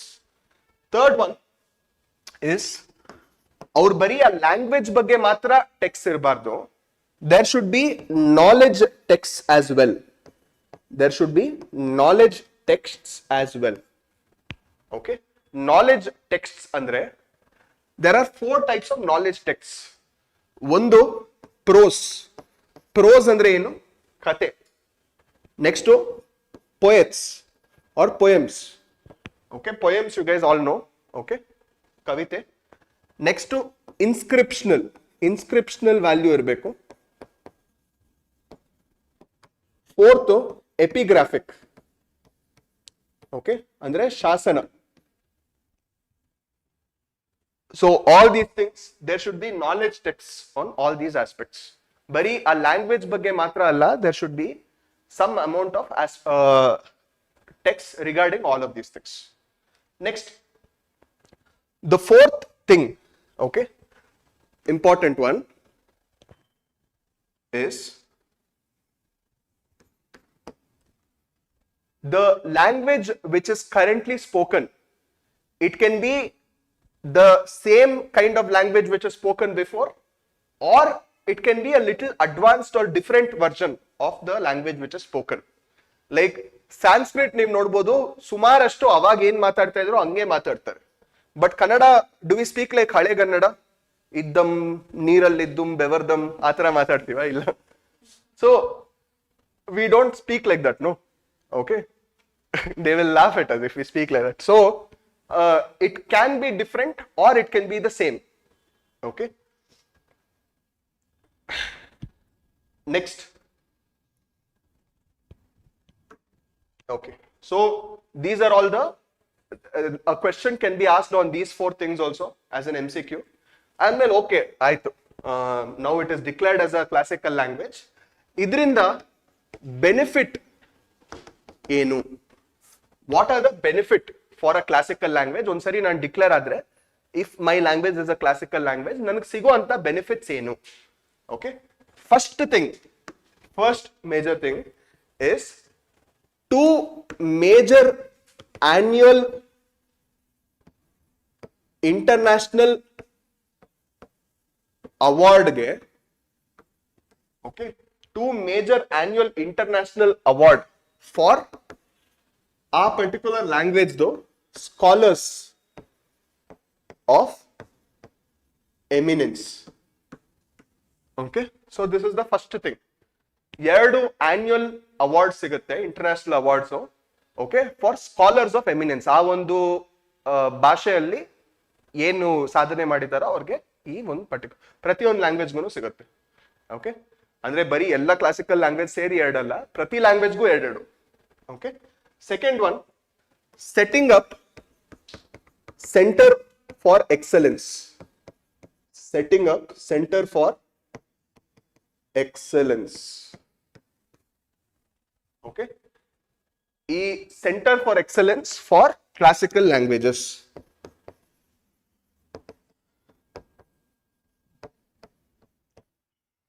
Okay, ಇಲ್ಲಿ ಜನನ ಕರೆಯೋದು, ಮಾತುಕತೆ ನಡೆಸೋದು, ಹೆಂಗ್ ಇಂಪ್ರೂವ್ ಮಾಡೋದು ಅಂತ ಚರ್ಚೆ ಮಾಡೋದು, ಇದೆಲ್ಲಾನು ಇಲ್ಲಿ ನಡೆಯುತ್ತೆ. ಥರ್ಡ್ ಬಂದು, ಓಕೆ, UGC ಅಂದ್ರೆ ಯೂನಿವರ್ಸಿಟಿ ಗ್ರಾಂಟ್ಸ್ ಕಮಿಷನ್, ಈ ಒಂದು ಪರ್ಟಿಕ್ಯುಲರ್ ಭಾಷೆಗೆ they are requested to create professional chairs. Okay, they are requested to create professional chairs for the certain number of professional chairs for the classical languages which are declared so far. Okay, ಅಂದ್ರೆ ಪ್ರತಿ ಒಂದು ಭಾಷೆಗೂ ಕೆಲವೊಂದು professional chair ಇರಬೇಕು UGC ಒಳಗಡೆ ಕೂತ್ಕೊಳ್ಳಕ್ಕೆ. Okay, ಅವಾಗ್ಲೇ ಅವರು ನಮ್ ಎಜುಕೇಶನ್ ಸಿಸ್ಟಮ್ ಈ ಲ್ಯಾಂಗ್ವೇಜಸ್ ನ ಮರಿಬಾರ್ದು ಅಂತ ಅವ್ರು ಗ್ಯಾರಂಟಿ ಮಾಡ್ತಾರೆ. Understood this? Okay, so UGC will have to segregate a certain seats of professional chairs to the particular committee.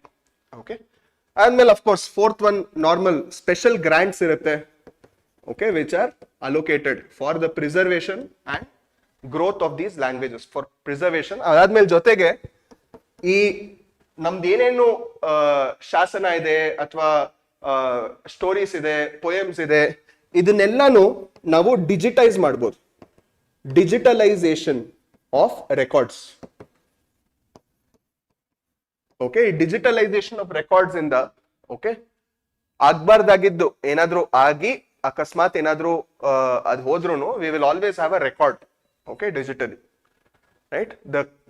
This thing is obligated, the state is obligated to preserve them. Understood this? So these are the benefits. Okay, next, after this we'll come to the next concept, which is criminalization of politics. Or wait one second, before we discuss criminalization of politics, let me just finish this off, okay, which is the latest amendment to the constitution, okay, which is called as the Nari Shakti Vandan Adhiniyam. Okay, Nari Shakti Bandhan Adhiniyam. Okay,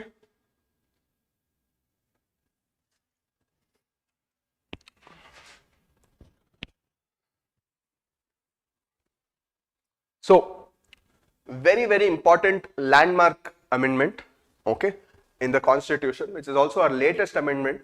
So high likely possibility that there will be a question on this. Okay, so what we'll be seeing here is, first thing we'll look at is the date of enactment of this Nari Shakti, this thing, Vandan Adhiniyam. Next, the state of women representation, which is currently there. Third one is the enactment of this particular act. Okay, what are the provisions which are there, the salient features of this, and the articles which are relating to this. Then after that, what are the challenges which this particular thing will face? Adadmele we'll look at certain solutions also. Okay.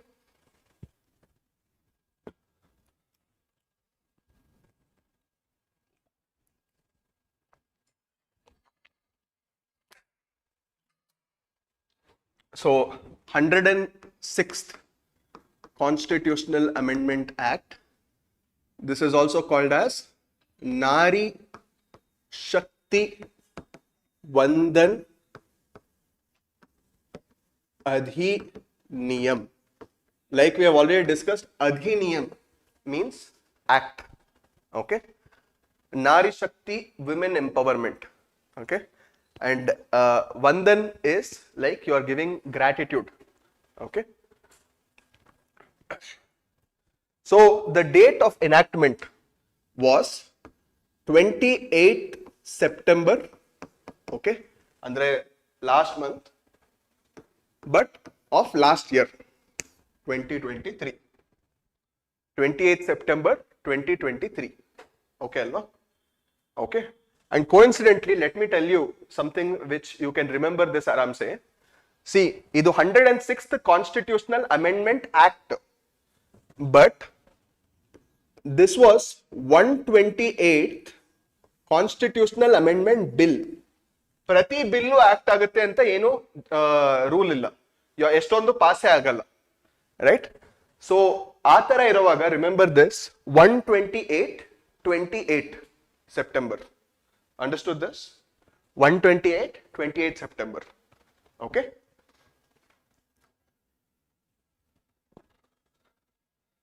So ಅದಾದ್ಮೇಲೆ we look at the state of women's representation.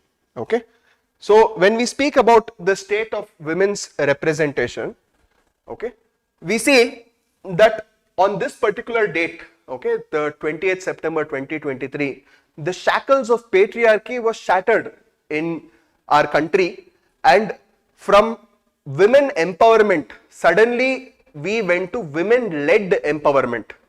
Okay. So, modlu women empowerment. Why should women be empowered first of all? Okay. Why should we, who are we to empower them? Okay. It should be women-led empowerment, and that is what happened on this particular date. 106th Constitutional Amendment Act, yavag enact aayto avaga. Okay. So, estondu quotes ittu about women. Like for example, Aristotle, he tells, the modest silence is a women's crown anta heltare. Okay, modest silence is a women's crown. ಅಂದ್ರೆ silent ಆಗಿದ್ರೆ ಅದು ಒಂದು ಹೆಣ್ಮಗುಗೆ ಶೋಭನ, I mean sorry it will give glory to this particular women ಅಂತ. But you see that all of these kind of quotes, it became an adage of the past, right? Modest silence is a women's crown. Okay, modest silence is a women's crown. All these kind of quotes, it becomes an adage of the past, right? So we see that we go from all of this patriarchal mindset, okay, into a new era of women assured development, wherein we see that women, they always face some or the other kind of problems, right from before they were born till after they were dead. Like for example, we say that women face problems from womb to tomb anta heltivi, or else we tell that women face problems from cradle to casket. Okay, andre before even they are born till after they die, women face problems, right? Even before she is born, she is discriminated. There is sex selective abortion.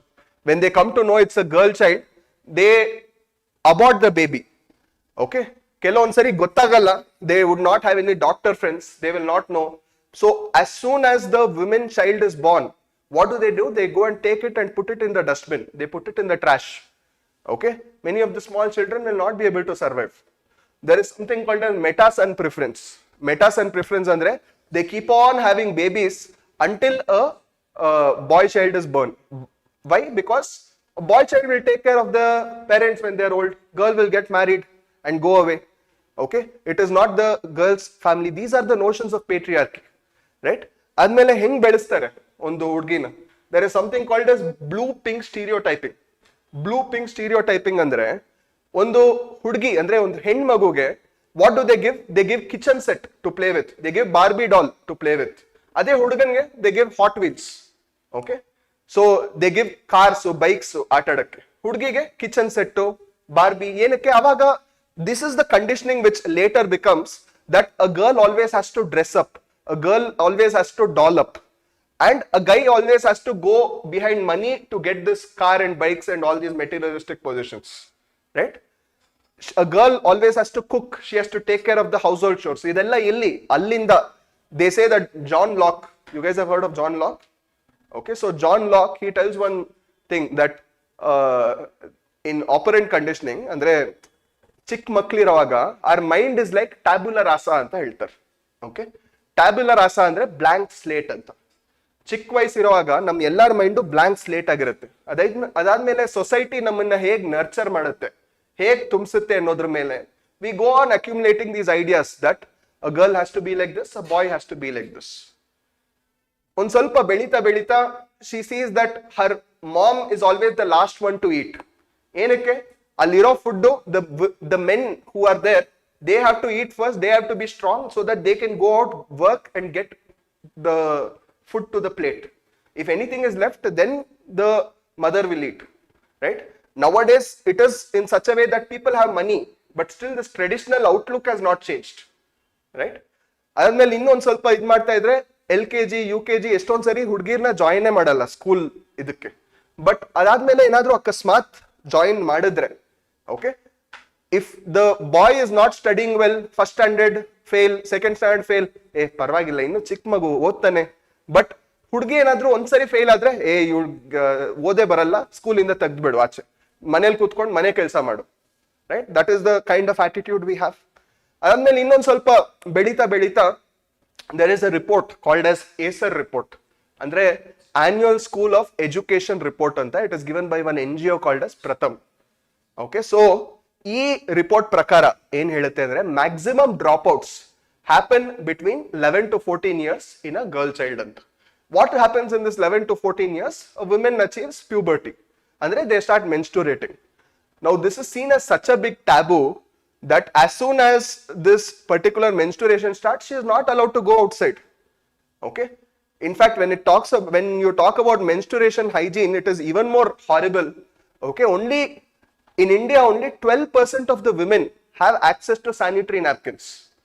Okay, they use such unhygienic things like shaved wood, ash. Okay, these are used in rural places, right? And the thing is, nobody educates a boy child about all of this. Even people are married, but they don't know anything about this, right? That is the situation. And it goes on even more further. They go to a work, they start working, and when they start working, what happens? Again, this continues. There is sexual harassment on this person. Okay, usually they have to be extremely good to get a job. Then also usually sometimes even if they are extremely good, there is no equal pay for equal work. Okay, according to article 39 clause D. But akasmat enadru equal pay for equal work kotru no. Okay, you see that many times they are still not taken for the job only. Why? Because akasmat, if this person is newly married, then she might get pregnant. Now we have to give maternity benefit also for this person. So why should we waste company's resources? So they'll not give, even if that person is extremely talented. Adadmele kelsadal hodmele sexual harassment. Okay, there is Prevention of Sexual Harassment at Workplace Act. Adadmele again there is something called as glass ceiling. Have you guys heard of this? So glass ceiling andre ಒಂದು level ಆದ್ಮೇಲೆ in leadership positions women ನ advance ಆಗಕ್ಕೆ promote ಆಗಕ್ಕೆ ಬಿಡೋದೇ ಇಲ್ಲ.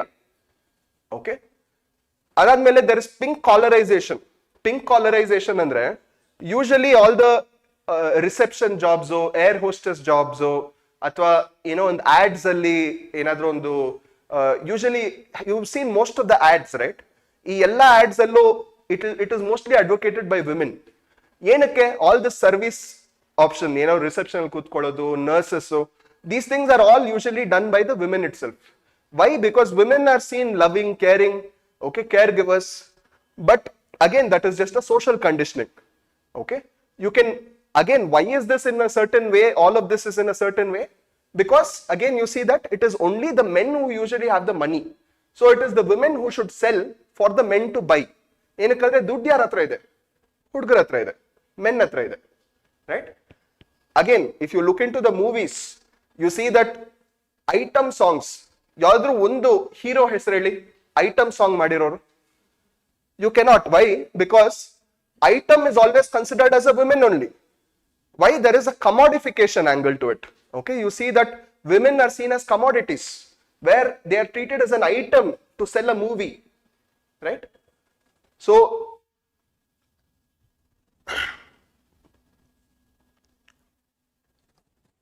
anyways, so you see that again, innu vayasagtidya, you see that when there is feminization of agriculture, okay, usually the women are left to take care of the agriculture where the men are left behind and go to do more formal jobs. So there is no social security benefits also for them.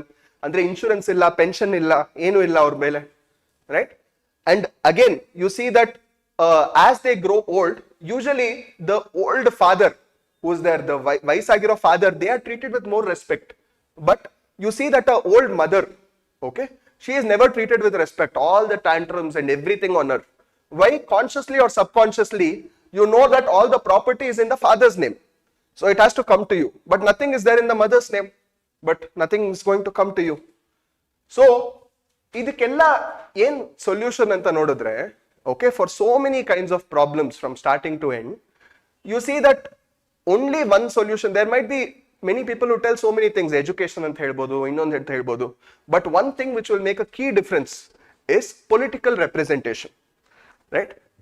So political representation ಮುಂಚೆನೇ ಇರ್ಲಿಲ್ವಾ ಅಂದ್ರೆ ಇತ್ತು. 73rd constitutional amendment, 74th constitutional amendment ಅಲ್ಲಿ municipalities ಮತ್ತೆ ಪಂಚಾಯತ್ಸ್ ಅಲ್ಲಿ we already had political representation up to 1/3 of the seats ಏನೇನಿದೆ that should be women led ಅಂತ. But ಅಲ್ಲೂ ಯಾರು ಕಂಟ್ರೋಲ್ ಮಾಡ್ತಾ ಇದ್ರು? It was only a proxy representation. ಅಂದ್ರೆ ಸರ್ಪಂಚ್ ಪತಿ ಅಂತ ಕಾನ್ಸೆಪ್ಟ್ ಇದೆ. ಓಕೆ, ಅಂದ್ರೆ ಪತಿ ಸರ್ಪಂಚ್ ಆರ್ ಸರ್ಪಂಚ್ ಪತಿ, what it usually indicates is that usually it will be the woman who is actually in the name of the paper, but she'll never come to office. It will usually be the man of the house who will take care of all the responsibilities, everything. People will only approach him. It is just a rubber stamp. Bari hesaral matra, it will be a woman's name. Okay, ee tara idre, this is what is women led development. Adella bidi. Where is the actual power? In the MP election, SLA election, andre state legislative assembly election. Iವರು ಎಲ್ಲಿ power ಕೊಟ್ಟಿರೋದು? Panchayats, municipality. ಇದರಿಂದ ಏನಾಗ್ತಾ ಇತ್ತು ಇಷ್ಟು ವರ್ಷ? ಏನು ಆಗ್ತಾ ಇರಲಿಲ್ಲ. That is what was seen. But at least thank God for this particular date where this particular bill was enacted, wherein it started giving representation to women not just in panchayats and municipalities but also in the state level and the national level. Okay, if we see num particular our previous Lok Sabha, it had the highest representation for women.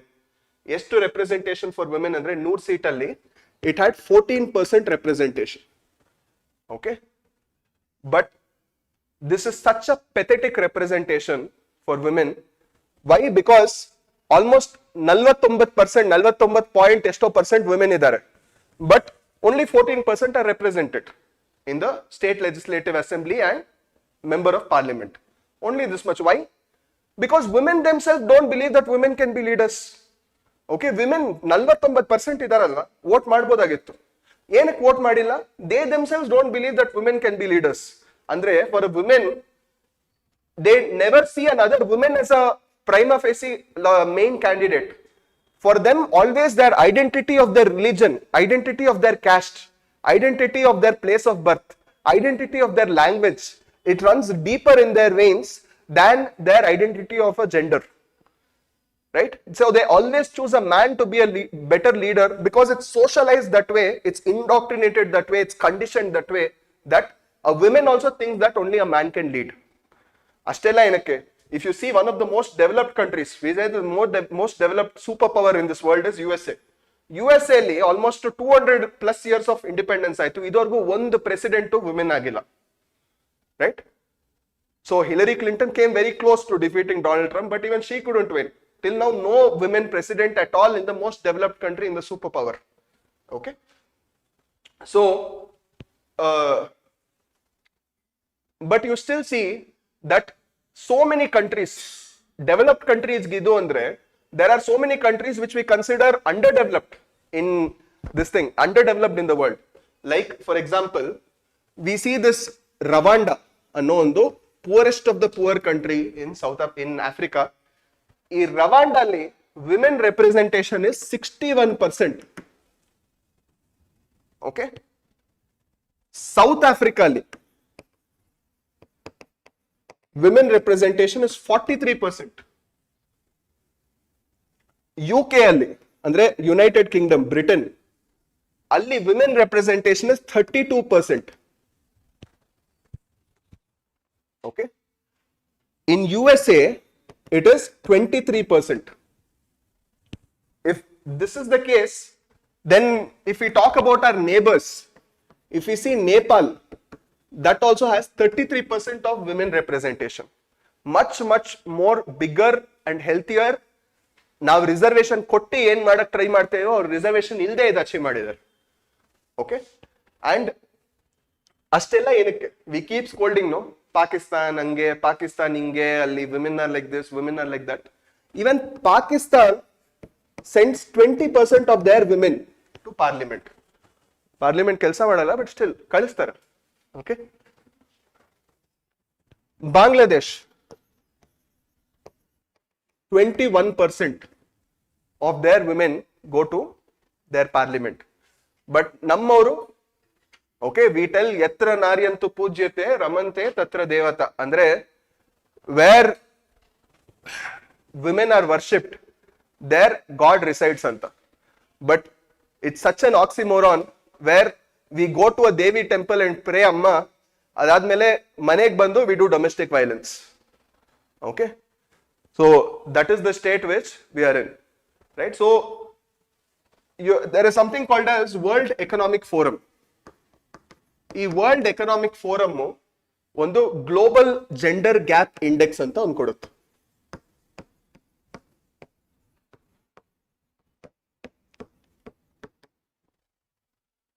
ಈ global gender gap index ಅಲ್ಲಿ we see that our ranking is 129 of 146 countries. Is this something to be proud of? No, it's something to be ashamed of. Why? The main reason why we have such a low ranking, we can tell that the indexes are biased, adu idu anta, but it doesn't deny the fact that nam parliamental bari 14% matra ಕೂತಿರೋರು, right? So ಇದೇ index ಪ್ರಕಾರ ನಮ್ಗೆ ನಿಜವಾಗ್ಲೂ ಇದೇ ತರಾನೇ ಹೋದ್ರೆ, ಅಂದ್ರೆ ಈ 100 ಈ ನಾರಿ ಶಕ್ತಿ ವಂದನ್ ಅಧಿನಿಯಂ ಇಲ್ದೆ ಇದೇ ತರ ಹೋಗಿದ್ರೆ ನಮ್ಗೆ ಪೊಲಿಟಿಕಲ್ ಎಂಪವರ್ಮೆಂಟ್ ಬರಕ್ಕೆ 150 years ಇನ್ನೂ ಬೇಕು ಅಂತ ಹೇಳ್ತಾರೆ. Understood this? ನಮ್ ಪೊಲಿಟಿಕಲ್ ಎಂಪವರ್ಮೆಂಟ್ ಬರಕ್ಕೆ ಇನ್ನೂ 150 years ಬೇಕು ಅಂತ. ಅದೆಲ್ಲ ಬಿಡಿ, ಏನಕ್ಕೆ ಇಂಡಿಯಾ ವರ್ಲ್ಡ್ ಅದ್ರ ಬಗ್ಗೆ ಎಲ್ಲ ಮಾತಾಡ್ಕೊಂಡು, ನಮ್ ಕರ್ನಾಟಕ ಅಲ್ಲಿ ವಿ ಸಿ ದಟ್ 224 ಸೀಟ್ಸ್ ಇದೆ ನಮ್ state legislative ಅಸೆಂಬ್ಲಿಯಲ್ಲಿ.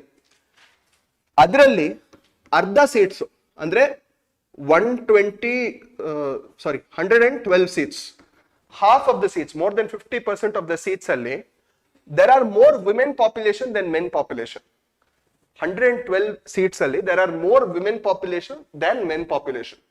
But 112 seats alli, even though there are more women population, ನಾವು ಬರೀ ಈ ಸರಿ ನಮ್ ಸ್ಟೇಟ್ ಲೆಜಿಸ್ಲೇಟಿವ್ ವಿಧಾನಸೌಧ ಕಳ್ಸಿರೋದು ಬರೀ 10 ಜನ.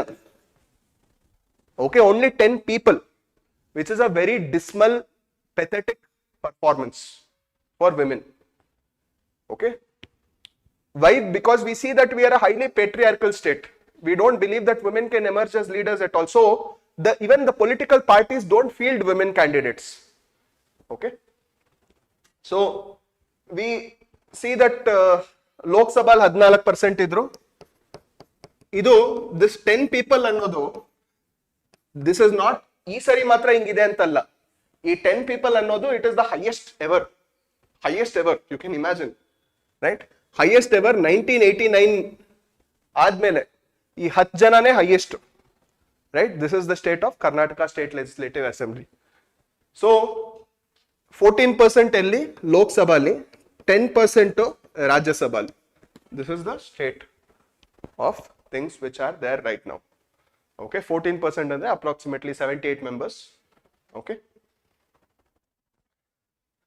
so ಈ ರಿಸರ್ವೇಶನ್ ಅನ್ನೋದು it is not something you give women which they have come for asking in a begging bowl. It is a important part of gender justice. Okay, ಇದು ಮಾಡೋದ್ರಿಂದ ಅವ್ರಿಗೆ ಅವ್ರ ಅಧಿಕಾರ ಸಿಗುತ್ತೆ, ಆವಾಗ ಡೆವಲಪ್ಮೆಂಟು ಆಗುತ್ತೆ. Swami Vivekananda also tells the same thing, that a bird cannot fly in just one wing. Okay, just like development needs, just like a bird needs 2 wings to fly, man and women are the 2 aspects of development for a country anta ಹೇಳ್ತಾರೆ.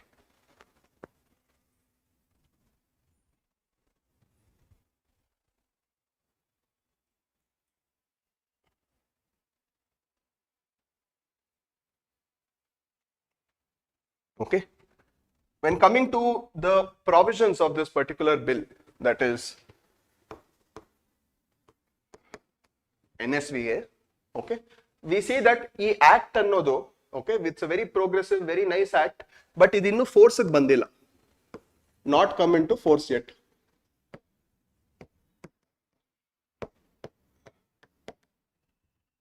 So it has not come into force yet. ಯಾವಾಗ force ಗೆ ಬರುತ್ತೆ ಅಂದ್ರೆ when the central government will declare by an official gazette, that is when it will come into force. Is this clear? So ಇವರು official gazette ಮಾಡಿ ಒಂದು declare ಮಾಡಿಬಿಟ್ರೆ ಆಗೋಯ್ತಲ್ವಾ, ನಾಳೆಯಿಂದ ಬರ್ಬೋದಾ ಅಂದ್ರೆ ಇಲ್ಲ, ಅದಕ್ಕೂ ಕೆಲವೊಂದು ರೂಲ್ಸ್ ಇದೆ. What are these rules? ಮೊದಲನೇದು, there is you have to understand something called as census first. Okay, so census ಅನ್ನೋದು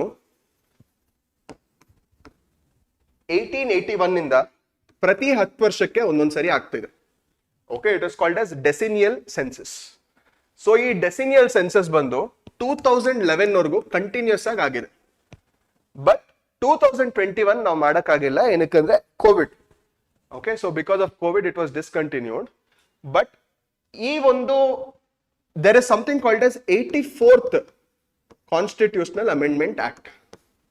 ಓಕೆ, ಈ 84th ಕಾನ್ಸ್ಟಿಟ್ಯೂಷನಲ್ ಅಮೆಂಡ್ಮೆಂಟ್ ಆಕ್ಟ್ ಯಾವಾಗ ಎನಾಕ್ಟ್ ಆಗುತ್ತೆ ಅಂದ್ರೆ 2001. ಈ 84th ಕಾನ್ಸ್ಟಿಟ್ಯೂಷನಲ್ ಅಮೆಂಡ್ಮೆಂಟ್ ಆಕ್ಟ್ ಅಲ್ಲಿ ಏನ್ ಹೇಳ್ತಾರೆ ಅಂದ್ರೆ, okay, according to article 82 there has to be readjustment of territorial boundaries after every census. After every census ಅಂತ ಹೇಳ್ತಾರೆ. Okay, there has to be a ರೀಅಡ್ಜಸ್ಟ್ಮೆಂಟ್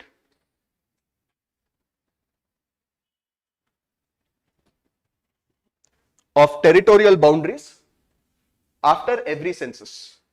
okay, readjustment of territorial boundaries after every census ಅಂದ್ರೆ ಪ್ರತಿ census ಆದ್ಮೇಲೂ ಒಂದು delimitation commission ಅಂತ ಒಂದು ಕೂರಿಸ್ಬೇಕು. ಈ delimitation commission ಅನ್ನೋದಕ್ಕೆ absolute powers ಇರುತ್ತೆ.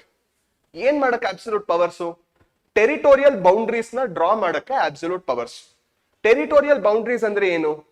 ಟೆರಿಟೋರಿಯಲ್ ಬೌಂಡ್ರೀಸ್ ಅಂದ್ರೆ ಯಾವ ಕಾನ್ಸ್ಟಿಟ್ಯೂಯೆನ್ಸಿಯಲ್ಲಿ ಯಾವ ಜನ ಬರಬೇಕು, ಆ ಲೈನ್ ಎಲ್ಲಿಂದ ಹೋಗ್ಬೇಕು. Like for example, let's say Shivajinagar ತುಂಬಾ ಮುಸ್ಲಿಂ ಪಾಪ್ಯುಲೇಷನ್ ಇದೆ. ಓಕೆ, ಸೊ ಶಿವಾಜಿನಗರ್ನ ಒಂದ್ ಸ್ವಲ್ಪ ಹಿಂಗ್ ಅರ್ಧ ಮಾಡ್ಬಿಟ್ಟು ಈ ಕಡೆ ಒಂದು ಹಿಂದೂ ಏರಿಯಾ, ಈ ಕಡೆ ಒಂದು ಹಿಂದೂ ಏರಿಯಾ ಜೊತೆ ಸೇರಿಸ್ಬಿಟ್ರೆ it's almost like Shivajinagar cannot elect a Muslim leader at all, right? So ಈ ತರ ಯಾರಿಗೂ ಎಲ್ಲಾರ್ಗು ಇಂಪಾರ್ಷಲ್ ಆಗಿ, ಫ್ರೀ ಆಗಿ, ಫೇರ್ ಆಗಿ ಒಂದು ಎಲೆಕ್ಷನ್ ಮಾಡಕ್ಕೆ ಒಂದು without any discrimination territorial boundaries draw ಮಾಡೋದು ತುಂಬಾ ಇಂಪಾರ್ಟೆಂಟ್. ಸೊ ಈ ಒಂದು ಎಕ್ಸರ್ಸೈಸ್ ಯಾರು ಮಾಡೋದು? ಡಿಲಿಮಿಟೇಷನ್ ಕಮಿಷನ್ ಮಾಡ್ತಾರೆ. ಏನ್ ಆದ್ಮೇಲೆ ಮಾಡ್ತಾರೆ? ಪ್ರತಿ ಸರಿ ಸೆನ್ಸಸ್ ಆದ್ಮೇಲೆ ಡಿಲಿಮಿಟೇಷನ್ ಕಮಿಷನ್ ಮಾಡಬೇಕು ಅಂತ 84th ಅಮೆಂಡ್ಮೆಂಟ್ ಹೇಳುತ್ತೆ. ಯಾವ ಆರ್ಟಿಕಲ್ ಅಲ್ಲಿ ಹೇಳುತ್ತೆ? ಆರ್ಟಿಕಲ್ 82 ಅಲ್ಲಿ ಹೇಳುತ್ತೆ. Is this clear everyone? So ಇದುವರೆಗೂ ನಮ್ಗೆ ಡಿಲಿಮಿಟೇಷನ್ ಕಮಿಷನ್ ಬಂದು 4 ಸರಿ ಆಗಿದೆ. It has absolute powers. ಇದು ಜ್ಞಾಪಕ ಇಟ್ಕೋಬೇಕಂದ್ರೆ ಡಿಲಿಮಿಟೇಷನ್ ಕಮಿಷನ್ ಏನೇನ್ ರೆಕಮೆಂಡೇಶನ್ ಕೊಡುತ್ತೋ ಅದನ್ನ ಕೋರ್ಟ್ ಅಲ್ಲಿ ಚಾಲೆಂಜ್ ಮಾಡಕ್ ಆಗಲ್ಲ. What they give is ultimate, what they give is last. ಅದಕ್ಕೆ ಅಪೀಲ್ ಇರಲ್ಲ. Got this?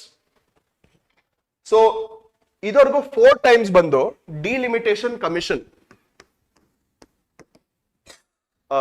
ಇದಾಗಿತ್ತು. ಯಾವಾಗ ಸೆನ್ಸಸ್ ಪ್ರತಿ ಸರಿ ಆದ್ಮೇಲೆ, ಇಂಡಿಪೆಂಡೆನ್ಸ್ ಆದ್ಮೇಲೆ. ಅಂದ್ರೆ ಸೆನ್ಸಸ್ ಇಂಡಿಪೆಂಡೆನ್ಸ್ ಆದ್ಮೇಲೆ ಫಸ್ಟ್ ಟೈಮ್ ಯಾವಾಗ ಆಗುತ್ತೆ? 1951 ನಲ್ಲಿ. ಸೊ 1952 ಇದು ಡಿಲಿಮಿಟೇಷನ್ ಕಮಿಷನ್ ಸಬ್ಮಿಟ್ ಮಾಡ್ತು. ನೆಕ್ಸ್ಟ್ ಟೈಮು 1961 ನಲ್ಲಿ ಆಗುತ್ತೆ. ಸೊ ಇದು ಸಬ್ಮಿಟ್ ಮಾಡಕ್ ಒಂದ್ ವರ್ಷ ಲೇಟ್ ಆಯ್ತು, 1963. ಆಮೇಲೆ ತಿರ್ಗಾ 1971 ನಲ್ಲಿ ತಿರ್ಗಾ ಇನ್ನೊಂದ್ಸರಿ ಆಯ್ತು, 1973 ಇನ್ನೊಂದ್ಸರಿ they did this delimitation commission. But they noticed one thing, that ಪ್ರತಿ ಸರಿ 10 ವರ್ಷ ಆದ್ಮೇಲೆ ನಾವೇನೋ ಡಿಲಿಮಿಟೇಷನ್ ಕಮಿಷನ್ ಮಾಡ್ತಾ ಇದೀವಿ, ಬಟ್ ಕೆಲವೊಂದ್ ಕಡೆ ಈ ಟೆರಿಟೋರಿಯಲ್ ಬೌಂಡ್ರೀಸ್ ಜಾಸ್ತಿ ಆಗ್ತಾ ಇದೆ. ಕೆಲವೊಂದ್ ಕಡೆ ಅಷ್ಟು ಜಾಸ್ತಿ ಆಗ್ತಾ ಇಲ್ಲ. ಇವಾಗ ಎಷ್ಟು ಜಾಸ್ತಿ ಆಗ್ತಿದ್ಯೋ ಅವ್ರಿಗೆ, ಅಂದ್ರೆ ಪಾಪ್ಯುಲೇಷನ್ ಮೇಲೆ ಎಷ್ಟು ಪಾಪ್ಯುಲೇಷನ್ ಜಾಸ್ತಿ ಆಗ್ತಿದ್ಯೋ ಅವ್ರಿಗೆ ರೆಪ್ರೆಸೆಂಟೇಷನ್ ಕೊಡ್ಬೇಕು, ರೈಟ್? ಸೊ ಈ ರೆಪ್ರೆಸೆಂಟೇಷನ್ ಅಂದ್ರೆ ಜಾಸ್ತಿ ಪಾಪ್ಯುಲೇಷನ್ ಜಾಸ್ತಿ, ಅಂದ್ರೆ ಒಂದೇ ಕಾನ್ಸ್ಟಿಟ್ಯೂಯೆನ್ಸಿ ತುಂಬಾ ಜಾಸ್ತಿ ಜನ ಆದ್ರೆ ಅಲ್ಲಿ ಮೇ ಬಿ 2 MP ಬೇಕಾಗ್ತಾರೆ. ಲೈಕ್ ಇವಾಗ ನೀವು ಬೆಂಗಳೂರು ಚಿಕ್ಕ ಜಾಗ, ಬಟ್ ಇಲ್ಲೇ Bengaluru south, Bengaluru north, Bengaluru rural, ಈ ತರ ಬೇರೆ ಬೇರೆ ಕಾನ್ಸ್ಟಿಟ್ಯೂಯೆನ್ಸೀಸ್ ಇದೆ. ಅದೇ ನಾವು ಫುಲ್ ಬೆಂಗಳೂರ್ನು ಮೇ ಬಿ ಗದಗ್ ಒಳಗಡೆ 2 ಸರಿ 3 ಸರಿ ಆಗ್ಬೋದು, ಬಟ್ ಗದಗ್ಗೆ ಒಂದೇ ಒಂದು MP ಮಾತ್ರ ಇರ್ತಾರೆ. What is the difference? ಏನಕ್ಕಂದ್ರೆ ಇಲ್ಲಿ ಪಾಪ್ಯುಲೇಷನ್ ಜಾಸ್ತಿ, ಅಲ್ಲಿ ಪಾಪ್ಯುಲೇಷನ್ ಕಡಿಮೆ. ಸೊ ದೊಡ್ಡ ಏರಿಯಾಗೆ ಬರೀ ಒಬ್ರು ಇರ್ತಾರೆ. Understood this? So this is called as delimitation commission. ಇವ್ರು ಏನ್ ಮಾಡ್ತಾರೆ, ಆರ್ ಲೈನ್ ನ ಬರೀತಾರೆ. Got this? ಸೊ ಈ ಸರಿ ಏನ್ ನೋಟಿಸ್ ಮಾಡಿದ್ರು, ಪ್ರತಿ ಸರಿ ಹಿಂಗೆ 10 ವರ್ಷಕ್ಕೆ ಒಂದೊಂದ್ಸರಿ ಡಿಲಿಮಿಟೇಷನ್ ಕಮಿಷನ್ ಮಾಡ್ತಾ ಇದೀವಿ, ಟೆರಿಟೋರಿಯಲ್ ಬೌಂಡ್ರೀಸ್ ಹಾಕ್ತಾ ಇದೀವಿ, ಟೆರಿಟೋರಿಯಲ್ ಬೌಂಡ್ರೀಸ್ ಹಾಕ್ತಾ ಇದೀವಿ. ಬಟ್ ಹೀಗಿರುವಾಗ ಎಲ್ಲಾ ಸ್ಟೇಟ್ಸ್ ಏನ್ ತಿಳ್ಕೊಂಡ್ರು ಅಂದ್ರೆ, ನಮ್ಮ ಹತ್ರ ಎಷ್ಟು ಜಾಸ್ತಿ ಪಾಪ್ಯುಲೇಷನ್ ಇರುತ್ತೋ ನಮ್ ಸ್ಟೇಟ್ ಇಂದ ಅಷ್ಟು ಜಾಸ್ತಿ MPs ಹೋಗ್ತಾರೆ ಅಂತ. ಬಟ್ ಪಾಪ್ಯುಲೇಷನ್ ಜಾಸ್ತಿ ಇರೋದು it is not a good thing. ಏನಕ್ಕೆ? Especially when we are a developing country or an underdeveloped country ಆ ಟೈಮಲ್ಲಿ. Okay, already there was operation PL 480 which was going on. Okay, ನಾವು ಬೇರೆ ಕಡೆ western countries ಇಂದ grains ತಗೊಳ್ಳೋ ಅಂತ ಪರಿಸ್ಥಿತಿ. ಓಕೆ, ಗ್ರೀನ್ ರೆವಲ್ಯೂಷನ್ ಜಸ್ಟ್ ಅವಾಗ ಕಿಕ್ ಆಗಿತ್ತು. ಸೊ ಈ ತರ ಇರೋವಾಗ ಪಾಪ್ಯುಲೇಷನ್ ಎಕ್ಸ್ಪ್ಲೋಷನ್ ಹೆಂಗಾದ್ರೂ ಮಾಡಿ ಕಂಟ್ರೋಲ್ ಮಾಡಬೇಕು ಅಂತಾನೆ ನೋಡ್ತಾರೆ. ಸೊ ಎಲ್ಲ ಪೊಲಿಟಿಷಿಯನ್ಸ್ಗೂ ಎಲ್ಲ ಸ್ಟೇಟ್ ಗೌರ್ಮೆಂಟ್ಸ್ಗೂ ಡಿಸ್ಇನ್ಸೆಂಟಿವೈಸ್ ಮಾಡಕ್ ಏನ್ ಮಾಡ್ತಾರೆ, ಇನ್ಮೇಲಿಂದ ನಾವು we will freeze it for 30 years ಅಂತ ಹೇಳ್ತಾರೆ. Okay, so freeze it for 30 years ಅಂದ್ರೆ ಟಿಲ್ 2001 ಸೆನ್ಸಸ್ ಆಗೋವರೆಗೂ ಲೆಟ್ ಅಸ್ ಫ್ರೀಸ್ ದಿಸ್ ಅಂತ ಹೇಳ್ತಾರೆ. ಸೊ 2001 ಸೆನ್ಸಸ್ ಆದ್ಮೇಲೆ 2002ಗೆ ಈ ಫೈನಲ್ ಇನ್ನೊಂದ್ಸರಿ ಡಿಲಿಮಿಟೇಷನ್ ಕಮಿಷನ್ ಆಗುತ್ತೆ. ಬಟ್ ಇವ್ರು ಏನ್ ನೋಟಿಸ್ ಮಾಡ್ತಾರೆ 2002 ಡಿಲಿಮಿಟೇಷನ್ ಕಮಿಷನ್ ಅಲ್ಲಿ ಅಂದ್ರೆ, they will notice that north India ಏನು ಸರಿಯಾದ ಮೆಜರ್ಸೇ ತಗೊಂಡಿಲ್ಲ, ತುಂಬಾ ಜಾಸ್ತಿ ಪಾಪ್ಯುಲೇಷನ್ ಜಾಸ್ತಿ ಆಗ್ಬಿಟ್ಟಿದೆ. But south India has done extremely well, specially States like Kerala, Karnataka, Tamil Nadu, Andhra Pradesh. ಅವಾಗ ಬರೀ ಆಂಧ್ರ ಪ್ರದೇಶ್, ತೆಲಂಗಾಣ ಇರ್ಲಿಲ್ಲ. ಇವರು ಚೆನ್ನಾಗಿ ಪರ್ಫಾರ್ಮ್ ಮಾಡಿದ್ದಾರೆ, ಪಾಪ್ಯುಲೇಷನ್ ಫುಲ್ ಕಂಟ್ರೋಲ್ ಅಲ್ಲಿ ಇಟ್ಟಿದ್ದಾರೆ. ಇವಾಗ ನಾವೇನಾದ್ರೂ ಇಲ್ಲಿ ಇವಾಗಿರೋ ಟೆರಿಟೋರಿಯಲ್ ಬೌಂಡ್ರೀಸ್ ನ ಹಾಗೆ ಡ್ರಾ ಮಾಡ್ಬಿಟ್ರೆ, ಇವರು ನಾರ್ತ್ ಇಂಡಿಯಾ ಅವ್ರು ಸರಿಯಾಗಿ ಇನ್ಸೆಂಟಿವೈಸ್ ತಗೊಂಡು ಏನು ಪಾಪ್ಯುಲೇಷನ್ ಕಂಟ್ರೋಲ್ ಮಾಡಿಲ್ಲ, ಬಟ್ ಇವ್ರಿಗೆ ಇನ್ನೂ ಜಾಸ್ತಿ ರೆಪ್ರೆಸೆಂಟೇಷನ್ ಹೋಗ್ಬಿಡುತ್ತೆ. ಅವಾಗ ಸೌತ್ ಇಂಡಿಯಾಲಿ ಏನಾದ್ರೂ ಸಪರೇಟೆಸ್ಟ್ ಟೆಂಡೆನ್ಸಿ ಸ್ಟಾರ್ಟ್ ಆಗ್ಬೋದು ಅಂತ ಇನ್ನೊಂದು 25 ವರ್ಷಕ್ಕೆ ಫ್ರೀಸ್ ಮಾಡ್ಬಿಟ್ರು. Understood this? ಸೊ ಈ 2002 ಇಂದ ಫ್ರೀಸ್ ಮಾಡಿದ್ರು. ಯಾವ ಲೆವೆಲ್? 1973 ಲೆವೆಲ್ಗೆ ಇಟ್ಕೊಂಡು, ಹೊಸದ್ ಏನು ಮಾಡಿಲ್ಲ. ಈ 1973 ಲೆವೆಲ್ನೇ ಇಟ್ಕೊಂಡು they freezed it and they told that till 2026 we will not touch anything. Okay, 2026 ಅಲ್ಲಿ ಇವಾಗ ಒಂದು ಸೆನ್ಸಸ್ ಆಗ್ಲಿ, ಅದಾದ್ಮೇಲೆ ಅದ್ರ ಮೇಲೆ ಟೆರಿಟೋರಿಯಲ್ ಬೌಂಡ್ರೀಸ್ ಇನ್ನೊಂದ್ಸರಿ ಡ್ರಾ ಮಾಡೋಣ. ಆದ್ಮೇಲೆ ಹೊಸದಾಗಿ ಯಾರ್ಯಾರಿಗೆ ಎಷ್ಟೆಷ್ಟು ಸೀಟ್ಸ್ ಹೋಗ್ಬೇಕು, ಯಾವ ಸ್ಟೇಟ್ಗೆ ಎಷ್ಟೆಷ್ಟು ರೆಪ್ರೆಸೆಂಟೇಷನ್ ಸಿಗ್ಬೇಕು ಅಂತ ಆಮೇಲೆ ಡಿಸೈಡ್ ಮಾಡೋಣ ಅಂತ ಡಿಸೈಡ್ ಮಾಡಿದ್ರು. Okay, is this clear with everyone? Okay, so ಈ ಒಂದು ಪರ್ಟಿಕ್ಯುಲರ್ ಆಕ್ಟ್ ಅಲ್ಲಿ, ಅಂದ್ರೆ ನಾರಿ ಶಕ್ತಿ ವಂದನ್ ಅಧಿನಿಯಂ ಅಲ್ಲಿ, okay, they told that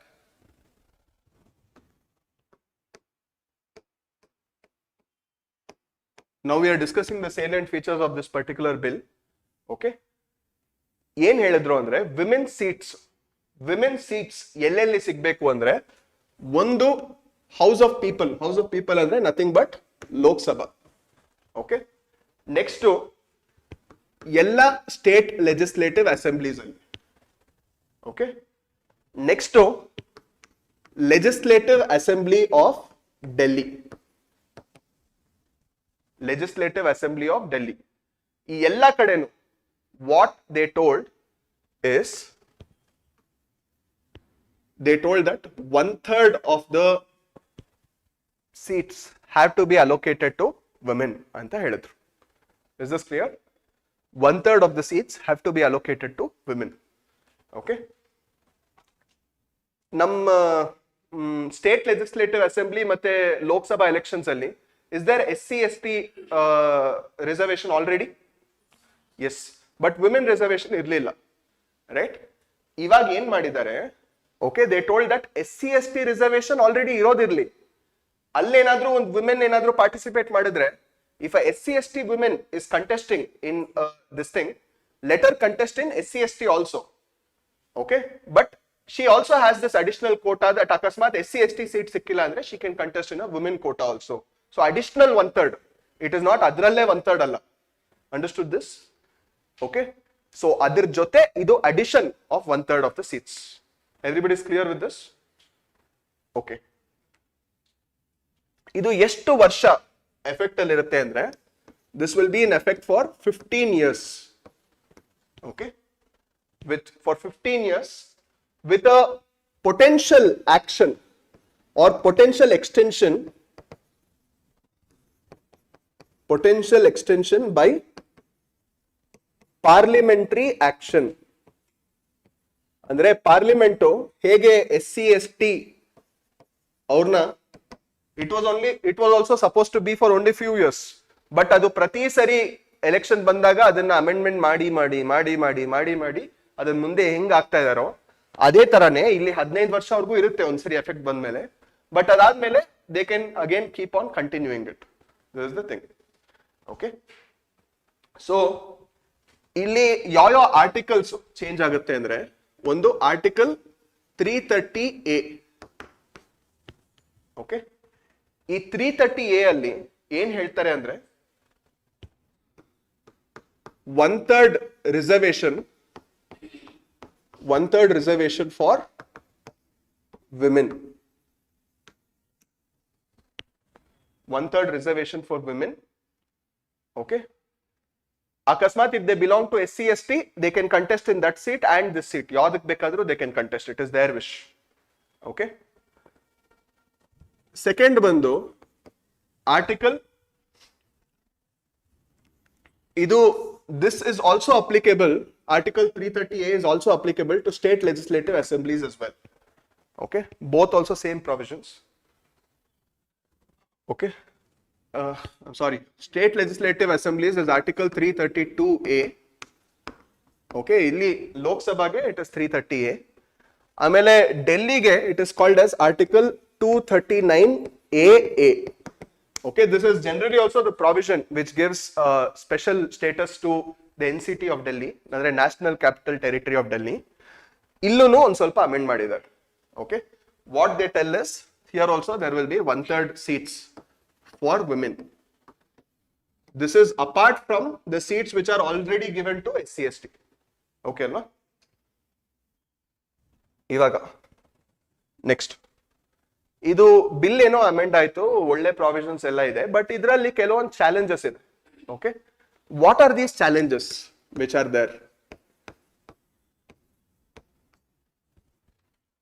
first challenges, ಈ ಸೀಟ್ಸ್ ಎಲ್ಲಾನು ಅಂದ್ರೆ ಒಂದು ವಿಮೆನ್ ಕಾನ್ಸ್ಟಿಟ್ಯೂಯೆನ್ಸಿ ಅಂತ ಡಿಕ್ಲೇರ್ ಮಾಡೋದು, they are telling on rotation basis ಮಾಡೋಣ ಅಂತ. ಓಕೆ, ಬಟ್ ರೊಟೇಷನ್ ಬೇಸಿಸ್ ಮಾಡಿದ್ರೆ won't it create a problem that if imagine that I am a woman and I have contested and I have given governance for 5 years. ಎಲ್ಲ ಚೆನ್ನಾಗಿದೆ, but next time ಇದನ್ನ man constituency ಅಂತ ಮಾಡ್ಬಿಟ್ರೆ what if I don't get ticket after performing very well also? So how will this rotation basis be decided?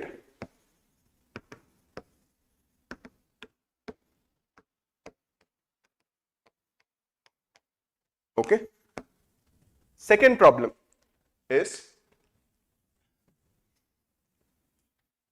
when will delimitation commission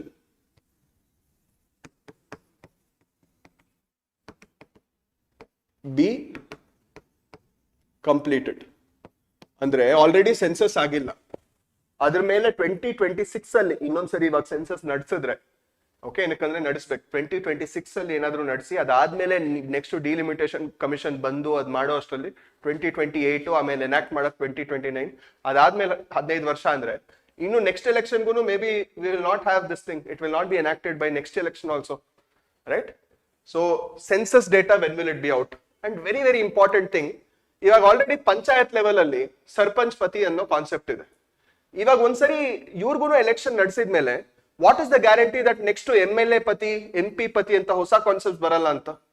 ಅಂದ್ರೆ usually already ಯಾರು ಎಲಿಟಿಸ್ಟ್ families ಇರ್ತಾರೆ ಅವ್ರು already ಯೋಚನೆ ಮಾಡ್ತಾ ಇರ್ತಾರೆ, ನಮ್ಗೇನಾದ್ರು ಈ ಸರಿ ವುಮೆನ್ ಕಾನ್ಸ್ಟಿಟ್ಯೂಯೆನ್ಸಿ ಬಂದ್ರೆ ಯಾರನ್ನ ನಿಲ್ಸೋದು? ನಮ್ಮ ಅಕ್ಕನ್ನ ನಿಲ್ಸೋದಾ, ನನ್ನ ತಂಗಿನ ನಿಲ್ಸೋದಾ, ನನ್ನ ಹೆಂಡತಿನ ನಿಲ್ಸೋದಾ, ನಮ್ಮ ಮಗಳನ್ನ ನಿಲ್ಸೋದಾ, whom I should make it stand ಅಂತ. So they will also keep thinking that next ಇವ್ರನ್ನ ನಿಲ್ಸಿದ್ರೆ ನಾನು ಈ ತರ ಕಂಟ್ರೋಲ್ ಮಾಡ್ಬೋದು ಅಂತ. So will it really lead to empowerment? That is one more problem, right? So ಈ ತರ ಇದ್ರೆ ಬರೀ ಪೇಪರ್ ಅಲ್ಲಿ ಮಾತ್ರ ಇದೆಲ್ಲ ಇರುತ್ತೆ. ರಿಯಲ್ ಆಗಿ ಎಂಪವರ್ಮೆಂಟ್ ಬರ್ಬೇಕಂದ್ರೆ ಒಂದು ಹಳ್ಳಿಯಿಂದ, ಒಂದು ಟ್ರೈಬಲ್ ವಿಲೇಜ್ ಇಂದ, ಒಂದು ಶೆಡ್ಯೂಲ್ ಕಾಸ್ಟ್ ಇಂದ ಅಥವಾ ಒಂದು ಬ್ಯಾಕ್ವರ್ಡ್ ಕಮ್ಯುನಿಟಿ ಇಂದ they should come front in the political sphere. Only then it is possible to create any kind of change, right? So if you see what is the solution for this? What is the solution to all the political problems? I will tell the same thing only. You give them political representation. ಈ political representation in the true sense, okay, bari hesralalla. In a law, there is something called as form of the law, substance of the law anta. Form of the law andre bari a legal requirements ಏನಿದೆಯೋ ಅದನ್ನ ಮಾತ್ರ meet ಮಾಡಿದ್ರೆ that is called as form of the law. Substance of the law andre where you see that the spirit of the law, the intention of why the law is being made is also served. So it takes the wisdom of a bureaucrat, a politician, a policy maker, a lawmaker to understand the intention of the law. ಏನಕ್ಕ law ಇದೆ ಅಂತ, right? ಬರೀ ಅಲ್ಲಿ letter ಇರೋದು ಮಾತ್ರ implement ಮಾಡೋದಲ್ಲ. So ಈ political representation ಇಂದ ಸಬ್ಸ್ಟೆನ್ಸ್ ಆಫ್ ದ ಲಾ ಏನಾದ್ರೂ ಇಂಪ್ಲಿಮೆಂಟ್ ಆದ್ರೆ ಅವಾಗ ಏನಾಗುತ್ತೆ? ಇಟ್ ಈಸ್ ಆಂಟಿಸಿಪೇಟೆಡ್ ದಟ್ ಇವರು they will make more women friendly policies ಅಂತ. ವುಮೆನ್ ಫ್ರೆಂಡ್ಲಿ ಪಾಲಿಸೀಸ್ ಇದ್ರೆ ವುಮೆನ್ಗೆ ಎಂಪ್ಲಾಯ್ಮೆಂಟ್ ಸಿಗುತ್ತೆ. ಎಂಪ್ಲಾಯ್ಮೆಂಟ್ ಸಿಕ್ಕಿದ್ರೆ ಅವ್ರಿಗೆ ಎಕನಾಮಿಕ್ ಪ್ರಾಸ್ಪೆರಿಟಿ ಸಿಗುತ್ತೆ. ಓಕೆ, ಎಕನಾಮಿಕ್ ಅವೇರ್ನೆಸ್ ಬರುತ್ತೆ. ಲೈಕ್ ಎಷ್ಟ್ ಜನ ಹುಡುಗಿರ್ಗೆ ದುಡ್ಡು ಬರೋದ್ರಲ್ಲಿ ಏನ್ ಮಾಡ್ಬೇಕು ಅಂತ ಆಲ್ರೆಡಿ ಯಾರಾದ್ರೂ ತಿಳಿಸ್ಕೊಟ್ಟಿದ್ದಾರೆ. ಆಸ್ ಇನ್ ಲೈಕ್ ಹೆಂಗ್ ಇನ್ವೆಸ್ಟ್ ಮಾಡ್ಬೇಕು, SIPs ಅಂದ್ರೆ ಏನು, ಫ್ಲೆಕ್ಸಿ ಕ್ಯಾಪ್ಸ್ ಅಂದ್ರೆ ಏನು, ಟ್ಯಾಕ್ಸ್ ಹೆಂಗ್ ಇದ್ ಮಾಡೋದು. Are these the points of discussion?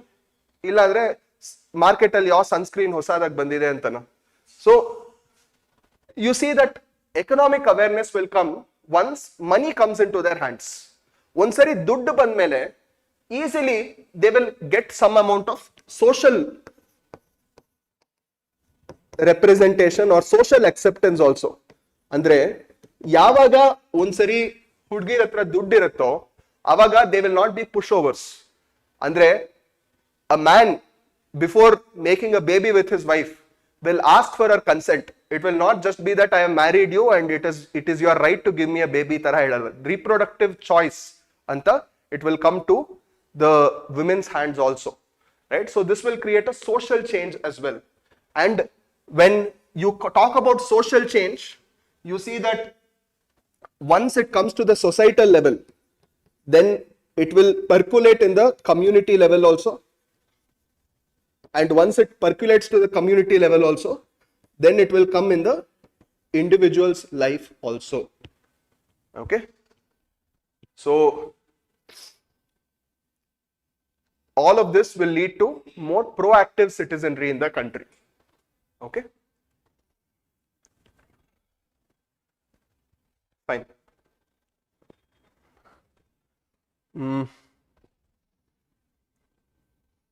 Do one more topic. We'll do one more topic. Very good. Okay. Fine.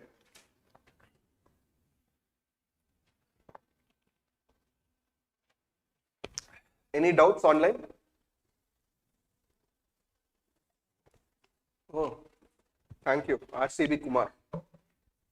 I've never seen anyone make running notes in the comment section only. Okay.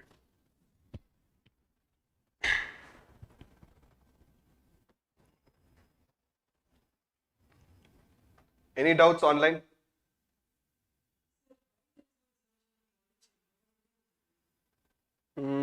Good question. I don't know. You should ask the people who made it. That's again a good question. But again, it's the decision of the policymakers. Okay. But if you ask me, I would suggest that 50% should be made because there is 50% population. So why not have 50%? Okay. but it is, I would say that it is still a way of a man to retain some kind of supremacy. Okay, it is.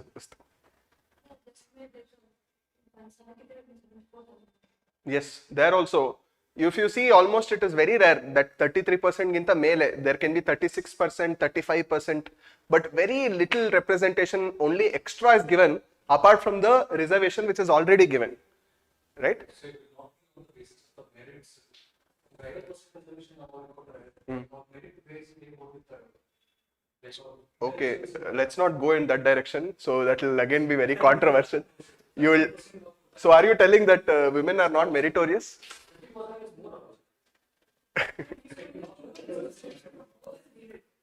Uh, so why do you think it is this? Why do you think? Why do you think it is this? So that's what merit based go with another. The equality first of all, they are obviously now articles and they have a special privilege also. Article 15 now a special privilege is not ಕೊಡ್ತಾನೆ. ಅದು ಎಷ್ಟು ಜನ ಅವರಿಗೆ ಮತ್ತೆ ಸಿಗುತ್ತೆ sir for example SCST in case ಅವರಿಗೆ ನಾವು ಆ ಕೇಸ್ ಫುಲ್ಫಿಲ್ ಮಾಡಿಲ್ಲ ಅಂತ this will have it. I understood. Yeah. So there is a particular article which says that merit will not be compromised even if reservation is given. If I'm not wrong, I think article 332 or 338, I believe. But they tell that akasmat enadru reservation inda merit enadru compromise ಆಗ್ತಾ ಇದ್ರೆ ಆ ಕೇಸಲ್ಲಿ reservation will not be encouraged ಅಂತ. Okay. So we see that as long as that particular article is there, reservation will not compromise merit. Okay. Yeah. So see, there are always two sides of coin in any argument. If you see SC/ST, as much as reservation is needed, because you see, it is also true that reverse discrimination also takes place. Reverse discrimination, as in the if, for example, to be born as a Brahmin and for being a man and for being a Brahmin in Karnataka or let's say India is almost like a sin right now. And yes, so it's almost like in OBC also, the people who are there, only certain sections only keep getting all the benefits. Like for example, in Andhra Pradesh there are Kapus, in Gujarat there are Patels, Patedars, and Haryana there are Jats, in Maharashtra there is Marathas. So all these people, they don't let go of their reservation, and they have already become actually developed in all these states. They control a very strong political lobby. They've opened educational institutions. Most of their you see that most of their people have already come front. But if in case any politician goes up against them and if they cancel their reservation, that is actually seen as a political suicide. Next time they will not be elected to power, right? So there are you see, this world is not all black and white. Okay, it somewhere lies in the shades of gray, wherein we see that there are truths to both sides of the coin, but it is always in the truth we see, right? We choose to see based on our own perspective. Have you guys heard of the story called Anekantavada of Jainism? So let me tell you this. So there is this one particular thing that there are 6 blind men who go to a king, and the 6 blind men, their only wish is that they have to feel an elephant in their lifetime.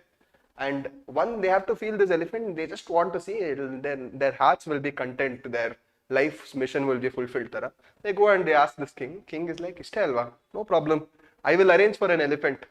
Okay, so he calls a very big elephant. Okay, like our Arjuna. Okay, he calls, and al band nintid mele he asks all the 6 blind men, "Hog mutti nodkoli hengide anta." So all these people, they go, they touch the elephant. One person, he touches the leg of the elephant, and he feels that, oh, elephant is like a big trunk of a tree. Innobru elephant sundlu trunk mutbittu, they will tell that, oh, elephant is like a very big python. Innobru, they will feel that, oh, elephant to hotte mutbit, they will be like, oh, elephant is like one big hot air balloon, tumba hard agide. Innobru, he will sit, is made to sit on the top of the elephant. It's like elephant on doddu boulder tara ide anta. Innobru, he feels the tail of the elephant, and he's like, oh, elephant andre on doddu paint brush tara ide, smellu ashtond chenagilla. So they tell this, and the king starts laughing at all of these people. At huch nan makkadru, yargo elephant andrene artha aagta illa eno. Okay, he starts laughing. And if you look at it, okay, the truth is also this way, that we always choose to believe on how we see it, okay. It is always that one truth will have multiple perspectives, but based on where we stand, we always look at the truth on that angle. Like ಒಂದು cylinder ಏನಾದ್ರೂ ಹಿಂಗಿಟ್ರೆ ಈ ಕಡೆಯಿಂದ torch ಬಿಟ್ರೆ circle ತರ ಕಾಣಿಸುತ್ತೆ, ಈ ಕಡೆ ತರ ಟಾರ್ಚ್ ಬಿಟ್ರೆ rectangle ತರ ಕಾಣಿಸುತ್ತೆ. But only a person who has full vision will be able to see that it is a cylinder, right? So ಅದೇ ತರನೇ every particular truth will have multiple perspectives. See, a rich person will always feel that ನಾನು ಏನಕ್ಕೆ ಇಷ್ಟೊಂದು tax ಕಟ್ತಾ ಇದ್ದೀನಿ, ನಾನು ಅದೇ Swiss bank ಅಲ್ಲಿ ಹಾಕಿದ್ರೆ ನನ್ನ ದುಡ್ಡು ನನ್ನ ಹತ್ರ ಇರುತ್ತೆ ಅಂತ. A poor person will always feel that ಅವ್ರಿಗೇನಕ್ಕೆ ಅಷ್ಟೊಂದು ದುಡ್ಡು, ಓಕೆ, ಅವ್ರು ನಮಗೊಂದು ಸ್ವಲ್ಪ ಕೊಡ್ಬೋದಲ್ವಾ, ಅವ್ರು ಜಾಸ್ತಿ ಟ್ಯಾಕ್ಸ್ ಕಟ್ಟಿದ್ರೆ ಅವ್ರಿಗೇನು ಹೋಗುತ್ತೆ, ಅವ್ರ ಹತ್ರ 1000 ಕೋಟಿ ಇದೆ, 1000 ಕೋಟಿ ಇದ್ರೆ ಏನೇನೆಲ್ಲ ಮಾಡ್ಬೋದು ಅಂತ. But that person will be comparing that, ಅಯ್ಯೋ ನನ್ನ ಫ್ರೆಂಡ್ ಹತ್ರ 2000 ಕೋಟಿ ಇದೆ, ನನ್ನ ಹತ್ರ ಬರೀ 1000 ಕೋಟಿ ಮಾತ್ರ ಇದೆ ಅಂತ, right? So it's all in this perspectives, ಉಳಿದವರು ಕಂಡಂತೆ, right? So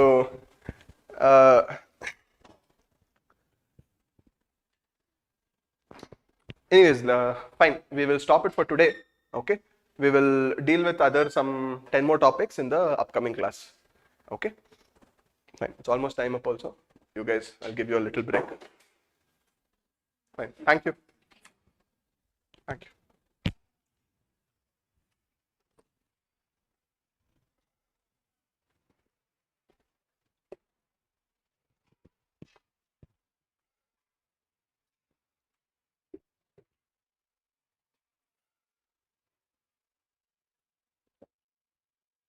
Any doubts online?